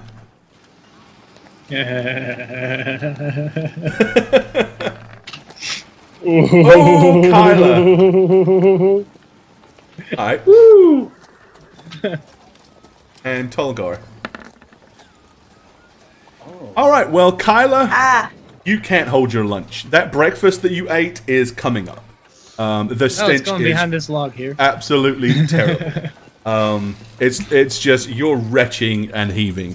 Emlyn and Tolgar, your eyes are watering, you're reaching, but you're not actually hurling. And, it is repugnant. There's, anything currently you guys do, any skill rolls or all that, will all be at disadvantage. Because the smell is just so unbearable. So you guys have got the corpse open, and it's kind of like that. You kind of half look at it like, oh! I clench my nose and I keep going because I am a man. Alright, okay. So you have the corpse. It's been dead a couple of months. So anybody that wants to investigate to try to see if there's any indication as to exactly how it died, you'll need a medicine check. But everybody that failed, which is all three of you, will be at disadvantage. Okay. Seeing them all react like that, prestidigitation lets me do a smell. Can that be a good smell? Ooh, of course. Okay, well, seeing them all like retch around and everything, I'm going to failed miserably. I'm going to cast in that direction. The smell of the lamb stew that I had last night, since it was so fresh. I don't even know that would be a good thing. Smelling delicious food in amongst decaying rotten corpse. That's almost torturous. Well, it would take in place of that. Now, any of you going to eat that lamb stew tomorrow is going to have this memory. Like, as you get it's going to mix in. You're going to be thinking, as you eat the lamb stew, all you're going to be remembering is this foul smell. Honestly, this is as evil as it's ever been. This is an evil bastard. It's Okay, all right, so now there's the smell of fresh lamb stew to help me, to kind of float around. And regurgitated lamb stew on top of that. Yeah, so Emlyn failed miserably. Tolgar, if you want to look, can. With disadvantage? With the stench currently being what it is, you will be at disadvantage. No. The only one left that could really try after she's finished dry heaving would be Kyla, out of you three. Taking a look. It's an opal. Medicine starts with an N, right? Nice. Medicine, yeah. Second column, top right. With disadvantage, yes indeed. Because I'm woozy. Aw. We still got an 11. Okay. You do notice that he has... It looks like his... Just as much as you dare look and tell, his right collar is definitely... His collarbone is definitely broken. Because his arm is significantly slumped. Which, of course, rockfall could have been part of that. The curious part, however, is there is a huge hole in his collarbone. It appears that he was impaled by something. But that's as much as you're getting from this with that. So at this point, I'm gonna say, put it back in, bury it again. please. And I'm just gonna like back away from the messed up smells. I will wrap up this body very nicely. Put the twine around like it was bearing all the same. vomiting. By now, Togar's eyes are watering. They're streaming. He's looking a little green. But okay, yeah. So you wrap him back up, place him back in into the grave, and I guess cover him back up. Yes. All right. The smell is still lingering, but as time goes on, it's dissipating in the air, and now it's more of a faint reminder than a pungent stench. Whew. Okay. Do you want to dig up a second body? No. No. I do not. I'm gonna walk around the puddle of vomit. Thank you very much. I'm just gonna look at Thelonious and say, "Great idea, horrible idea at the same time." Could you defend anything? Something. Basically, if you feel how your collarbone is, something drove straight down between the neck and the bone. There's a puncture wound that's there. How deep it is, you can't tell. How thick it is, angle, none of that was really discerned. He saw long enough to see the shoulder was dropped. Oh look, there's a big black spot right there, where there was an impale. Yeah, that's enough. I'll divulge, obviously. Interesting. Really could have been anything, from a spear to a. That's all that comes to my mind. Let me. Horns. So right at that moment, Fangs. you hear what sounds like coming from the tree line, followed by Duck and cover. Running. Never seen Thelonious move so fast. Oh, Yeah, we probably wouldn't. I don't think you guys would get to go. and followed by a so loud quickly. and Oh. something big and hideous Oh, no, lands on Manticore. top of the shack.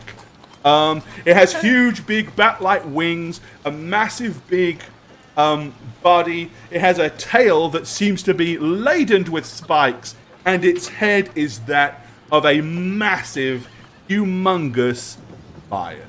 That Landing there, bird! it just lets a Joe Colton, humongous get roar. off the roof. What kind of town is this? And that is where we will finish for tonight. Hi there, I'm Gorbad. Welcome to the Orc's Nest. I'm the Dungeon Master here on How We Roll, and if you'd like to follow me personally, you can do so on Twitter @Gorbad. Check out thedmblog.com for all things Dungeon Master and Dungeons & Dragons related. And of course, you can follow me on twitch.tv/Gorbad. Also, guys, don't forget to keep up with all things How We Roll. Follow us on Twitter @HowWeRoll. Check out the website www.howweroll.com, and make sure you follow us on YouTube as well. Cheers, guys. Hey guys, Dragon Spooker here for How We Roll.